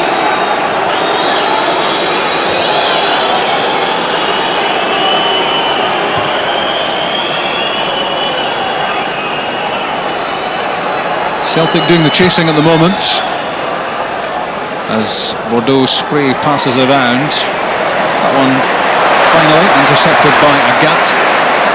For Larsson, that's a heavy challenge from the back on Henrik Larsson.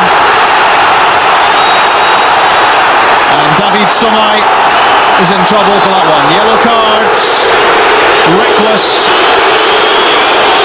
Yeah, a bad tackle. I mean, I could could do a bit of damage there. Look how he's wrapped his legs around his Lass's leg there. Could easily have been a much more serious injury, and we don't know what it is yet, but it could easily have been a serious injury. We hope that's not a bad one. Your mind always shoots back a year, and there's trouble off the ball as well, as the discussion about that challenge from Sommeil and Larsson continues. Other players involved, tempers flaring, and the referee is about to take some action. It looked as if Chris Sutton was involved from a Celtic viewpoint, but you need about 3 sets of eyes in this sort of situation. There was Sutton having words with Sommeil after the challenge, and Chris Sutton followed him, and there was pushing against the Celtic player. Really thought Chris Sutton would have kept out of that. And from Boyd, here is Sutton, undaunted, tried to flip that into the stride of Petrov. Mjalby, offside, flag up. Yeah, it's difficult to keep out of those situations, Rob, and not certain. You get really inflamed when you see a challenge like that on one of your teammates, especially the likes of Henrik Larsson, who has come back from such a serious injury against Lyon last year, and I say that could have been quite nasty there, the way he was tackled there. I think so lucky just to be a yellow card. Yeah, you could easily give a straight red for a tackle like that. It was a tackle designed to injure, wasn't it, really, on Larsson, and thank goodness he's up and about. And what I was trying to say earlier on was that you always think back, it was exactly a year ago in Lyon, that horrific leg break, and I don't think either Gordon or I or anyone else who watched that would want to see those sort of scenes again. It was desperate, and you can only thank the lucky stars that Henrik Larsson made a good comeback and is scoring the goals, which he is at the moment. So he's okay. And Bordeaux in possession. Legwinski, beaten by Boyd. Johnson. For Sutton, he had more time than he thought there. He tried to play that first time for Larsson.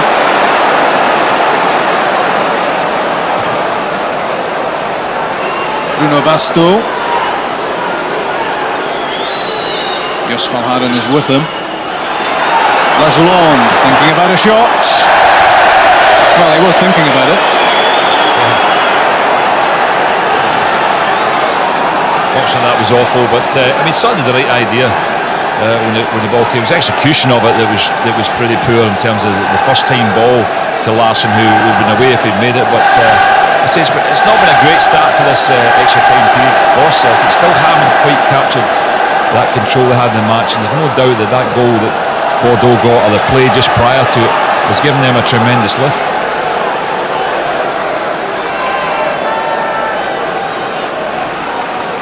Nine minutes played in the first 15 of extra time. Still 1-1 on the night and 2-2 on aggregate. Bonnissel for Pauleta. His touch letting him down. His touch can be impressively good at times, Pauleta, the Portuguese international, but not there.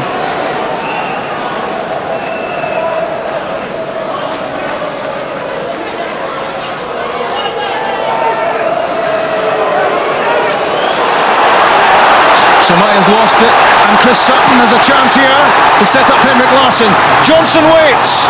Thommy Johnson's shot blocked, and his second effort goes too high. He was at a tight angle, was Johnson, but this first effort was certainly on target. I thought maybe that a different type of run might have been better than Henrik Larsson. It was a 3-against-2 situation, and he forced it wide, and the cross really could have been in. There's a good ball in from Larsson to pick out Johnson at the back post, and having driven the ball against the keeper unlucky, maybe it would have been better just to a little bit more composure, to put his foot on it and maybe try and pick out Sutton, who just stepped off the play. As I say, maybe if Henrik Larsson made a slightly different run in the way, he wouldn't have been forced away. But it was a strange one with Sommeil again down. I thought he was trying to make the most of a bit of an innocuous challenge there from Henrik Larsson, and it almost caught out there. Celtic broke away 3-against-2. Yeah, that was a chance for Celtic with Larsson and Johnson all getting forward. Coming off is number 2, David Jemmali.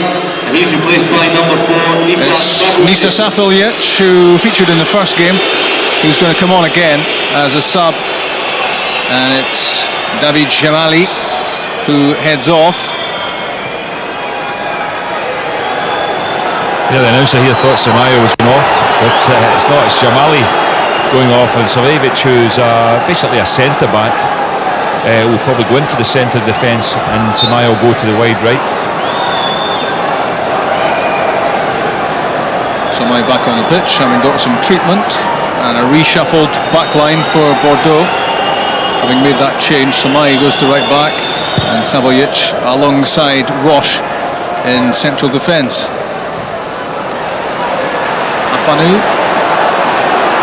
Here is David Sommeil, hasn't endeared himself to the Celtic supporters with that challenge on Henrik Larsson. Pauleta for Dugarry. Valharan with a good touch, a cool touch as well for Colin Healy. And Healy disappointed that he can't keep possession as he played the ball out. It was top quality defending from Joos Valharan. Lofted in by Dugarry. Away by Mjalby. Now Johnson for Larsson.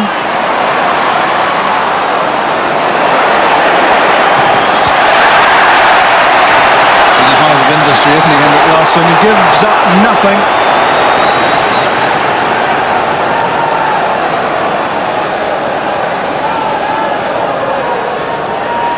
Saveljic to Roche.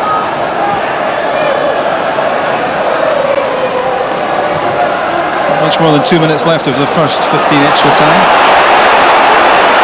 Here's Basto. And that's a free kick against him. He had the ball trapped between his feet while he was on the ground. Yeah, he's been a good supporting player. Basto came on. He's full of running. He's got good pace, but did well just to hold it between his feet, but that's illegal. But he says it's a pretty even game at the moment. Nobody's really in control. Celtic have got a little bit more into it, and they're getting forward, they're getting players into decent attacking positions, but they're not controlling it. The advantage was played for the first challenge. That was on Larsson, but the second time it was on Sutton. Free kick, and that wasn't far away from Lilian Petrov. We'll give Ulrich Ramé the benefit of the doubt, maybe. He was confident this was going wide. Yeah, but I think he misjudges it totally. I think he thinks it's going wide, doesn't react, and it's a lot closer than he expected to be. Watch this, I bet this has just shaved the post. Very close indeed. So either Ramé had his angles very much sorted out there, or he was a lucky boy.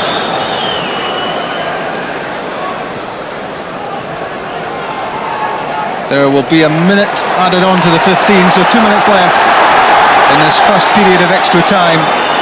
Celtic and Bordeaux cannot be separated. Ayol Berkovic is about to enter the fray as a change for Bobby Petta. Bonnicel's header away for Bordeaux. Neat touch from Afanou. Basto loses out to Agat. Healy trying to release Larsson. Laslandes. And here's a chance for Bordeaux. And what a good challenge by Joos Valharan against Legwinski, who looked to be through with a great chance on goal. And this was out of the top drawer from the defender. Well, Laslandes' ball was absolutely fantastic, but so was the recovery from Valharan, you have to say. I thought he was beaten there. I thought that they'd got across him and he was out of the game, but you have to say, brilliant recovery there.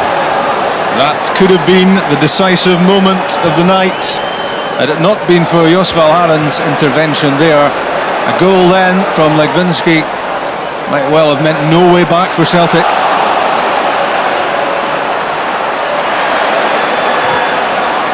Sommeil to Basto. Grafting hard there was Didier Agat, wins a goal kick. As a wing back you have to get forward, but you also have to get back and do your work. And now Ayol Berkovic will come on. Player of undoubted talent.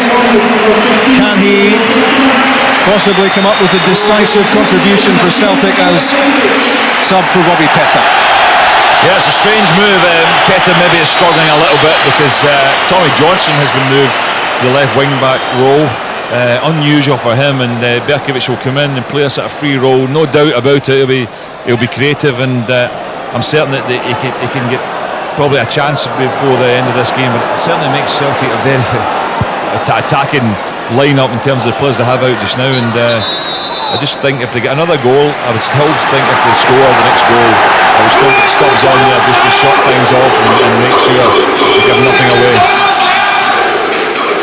So the first period of extra time has been played. 15 minutes left at Celtic Park.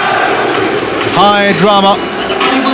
Bruno Basto on the ground getting some treatment. He was on as a substitute, but he'll need some attention before he can continue. Just think probably can't get Stubbs on obviously now because they'll get 3 subs. They played all 3 subs, yeah. I forgot about the Jackie McNamara one in the first half. I'm thinking about the 2 subs, but Healy didn't start the game, so that takes away that option. So I know it'll be running out of time if they were to get the goal, only given the 15 minutes that there are left in the match. But I do think that they have to be careful because one goal for Bordeaux virtually puts Celtic out.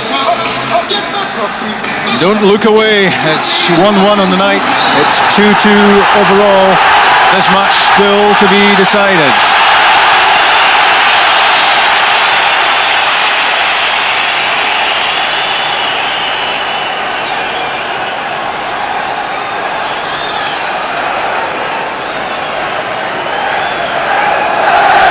Coming your way from BBC Scotland live, the second period of extra time in this unmissable UEFA Cup second round, second leg match, and you'll miss out on none of the drama.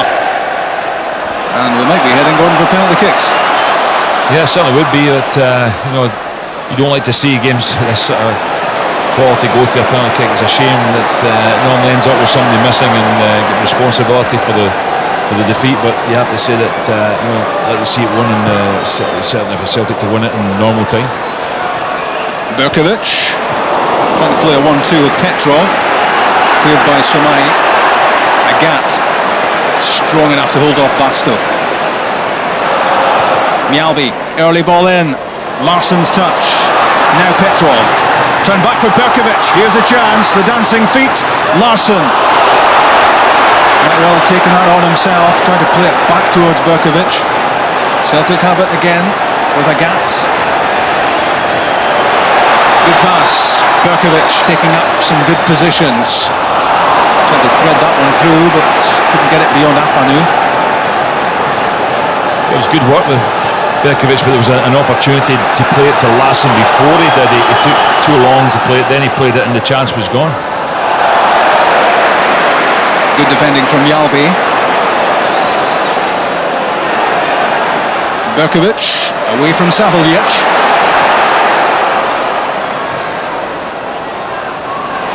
Larsson unable to make a meaningful contribution there. Basto to Bonnissel. All overall.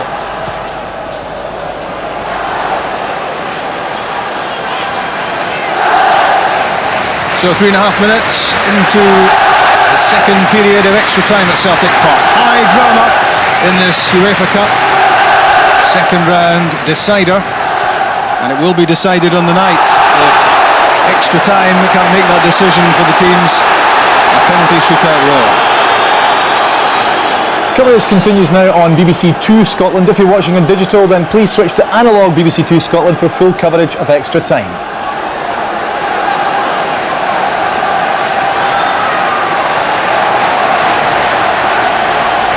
And welcome to BBC 2 at Celtic Park. The score at the moment 2-2 in aggregate. Your commentators Gordon Smith and Rob McLean. And it's exciting stuff at Celtic Park. This match will be played to a decision, and a difficult bouncing ball for Ulrich Ramé, which he juggled and then held. Sommeil's pass to Pauleta, the Portuguese striker. Having a look around at the options, one of them was Dugarry. And here comes Bonnissel, thinking about a shot on his left foot. Drugs it well wide. Yeah, it's a better spell for Celtic now, although that shot came in from Bonnissel, well off target, restricted to long range shooting. I think Celtic seem to have a grip again of the game, especially in midfield where they're getting Berkovic in the game. They're taking it forward to Bordeaux. They've stepped up the pace, and who knows, fitness might just come into here. There's Sutton, not happy at all. And Chris Sutton was not at all happy with the challenge. It was Dugarry, I think, who was went into him. Yeah, it was Dugarry. Sutton's reacted to it, and he didn't do anything. He just turned on Dugarry, and the referee has led him away, and it's been sorted out. But certainly it was a late challenge. He was having his shirt pulled, Chris Sutton, and he wasn't at all happy and made that known.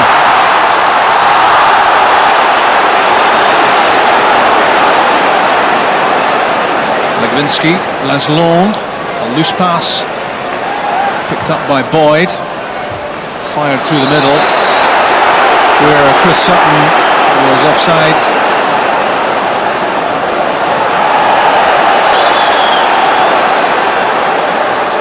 Inside the last 9 minutes of 2 hours, which so far hasn't separated these two.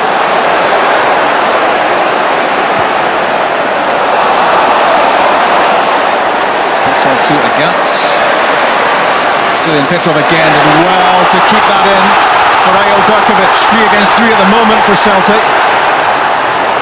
Tommy Johnson adding to the attack, and he wanted to drill that one in, maybe hoping for a deflection or a rebound off the goalkeeper, but he didn't get over the shot. He's got a very good shot, Tommy Johnson. I think that he obviously feels confident he can score from that sort of range, and why not? I mean, he was unlucky before. That one just over the bar, a good break again. You have to say Petrov has worked tirelessly tonight. He's been right from the start of the game. He's played at a pace, high tempo, dropped out the game for a little bit during the normal play when Bordeaux got back into it, and extra time again, working very well and finding Berkovic there. He and Agata worked really well on that right side of midfield. The Celtic supporters getting involved, and feverish involvement on the touchline from Martin O'Neill as well at the moment. He's applauding his players, trying to summon them into one final effort to try to settle this game before it goes to a penalty shootout. Afanou for Pauleta. Nelby's header came off the striker, and Celtic have it with Agats. Little spurt of pace takes him away from Basto. Now here's Bonnissel to contend with. Good run from Agat. Gets to the byline, and well read by Ramé. Looked as if he was getting tugged back as he was going round the outside as well, but that was pacey and it was powerful. Terrific play at this stage of the game. That sort of pace and fitness to get forward there, absolutely brilliant. And I've felt sorry for him because he was held back, and the referee's given him the benefit of the doubt, but in the end up, after the ball was intercepted with the keeper, the referee should then have pulled it up and given him a free kick, because no advantage. Exactly, no advantage in it in the end up, because he was put off for getting a decent cross in. Also listening to BBC Radio Scotland in his ear, the referee, by the looks of it.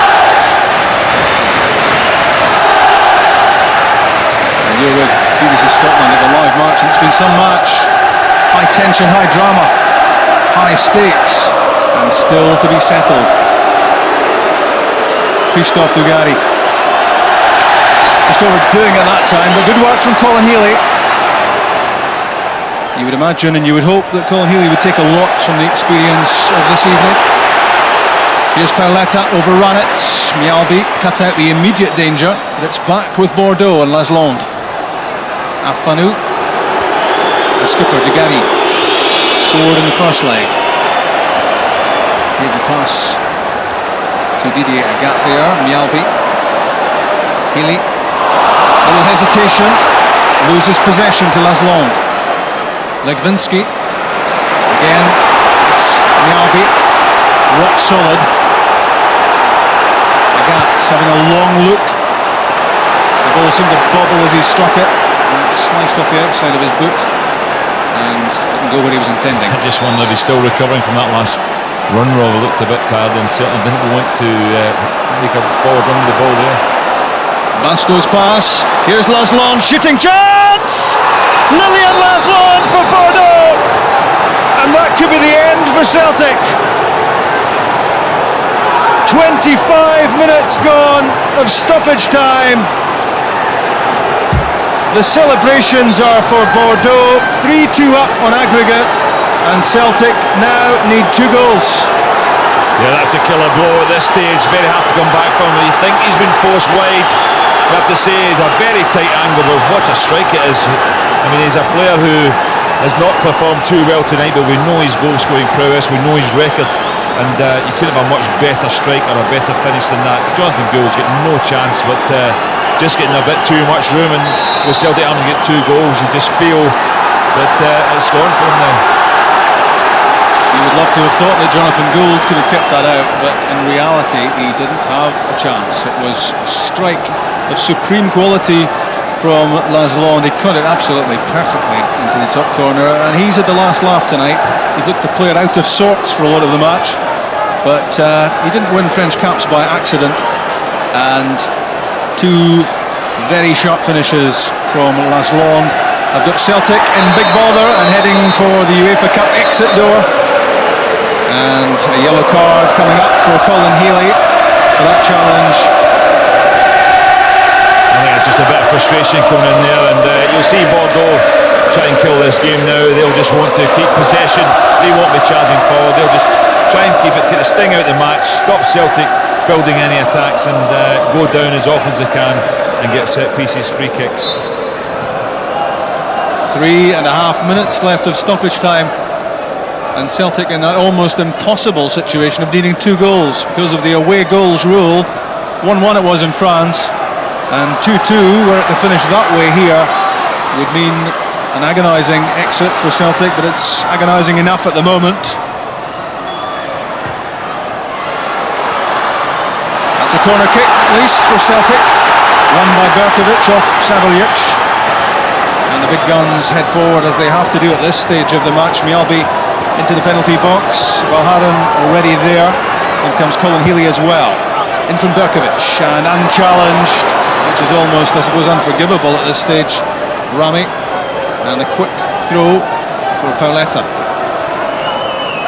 Holding the ball up, waiting for Laslandes to arrive, and Basto, and Afanou alongside, short with the pass. Very Fleming obstruction. Not given against Afanou. Bruno Basto against Healy, corner kick, and as you look at the clock you find 2 minutes left in extra time, and Gordon, it's painful to say it, but Celtic heading out. Yeah, it is, certainly from the way the game was going in the very start, with Celtic so much control, getting the vital goal, and it just went away from them in that middle spell. It was the biggest problem they had was with the equalising goal. That was the one that's given them all the problems. Going into extra time, Celtic haven't performed too badly in extra time. They've created some decent openings, but paid the price, and it was always going to be a case with Bordeaux getting the away goal, that another goal for them would mean Celtic having to score 2, and that's exactly the position they find themselves in, and it just killed the game completely. Some Celtic fans already heading out of the ground. They don't really want to see any more. A match they feel was there for the winning, not much doubt about that. Celtic laid the foundations in France 2 weeks ago, and they couldn't have hoped for a much better result than the 1-1 draw, which set things up to win the tie at Celtic Park, but it's gone away from them now, and the reality is there isn't enough time left for them to strike twice. It would take something of a miracle if Celtic are to revive themselves here. Legwinski with a desperate clearance, kept in by Agat, headed down by Sutton. Berkovic, delicate little flick over the top, intended for Larsson. He was unlucky a little bit, just a little bit less strength on it there, a little bit less pace in the ball, and Larsson might have been in it, but they say a forlorn hope that they can get a goal back quickly and push for one in the remaining seconds. You just think that don't think it's Celtic's night. Mission impossible is the phrase which comes to mind, sadly for Celtic, And it's all gone so quiet now around Celtic Park, which was so boisterous at times, with the sounds of anticipation and expectation and hope. That's Valharen's pass. Berkovic tripped at the edge of the area. It broke for Tommy Johnson, and his shot was a big disappointment. Berkovic reckons the play should have been brought back for this foul. A real chance just outside the box, I have to say, but certainly was could easily have been given. There's no doubt about that. Right on the line, wasn't it? Yeah, it wasn't going to be a penalty, but it was an opportunity for Celtic. Maybe Berkovic with a little touch to the side might have been better than actually trying to take the keeper on himself, because the keeper certainly had committed himself and was out of position. That would have made the remaining seconds very interesting had Celtic got a goal back there. But as it is, it's Bordeaux who are going to live on in the UEFA Cup. Celtic's campaign is over. And there's a feeling of disbelief around Celtic Park of what's emerged here. Berkovic for Agat. Corner kick. Trying to squeeze that into the 6-yard box, Didier Agat. It's Afanou it was who turned the ball behind for Bordeaux. And we're in added time at the end of the second period of extra time. Berkovic with the corner. Healy with the header, and Ramé with the save. He's been an important figure for Bordeaux tonight, the goalkeeper. If Laslandes has been important at one end, Ramé has made some significant contributions at the other. And it's a stage of the game at which Bordeaux don't really care where the ball goes as long as it's out of play. There's the final whistle. Celtic are out of the UEFA Cup. Rangers lost out to French opposition on Tuesday in Glasgow, which signalled the end of their Champions League campaign, and it's another French league side which knocked Celtic out of the UEFA Cup, and 2 goals from French international striker Lilian Laslandes proved decisive on the night. The first one cancelling out Lubomir Moravcik's opening goal, which looked as if it might be enough to take Celtic into the third round of the competition. That was bad enough, and for Martin O'Neill, even more.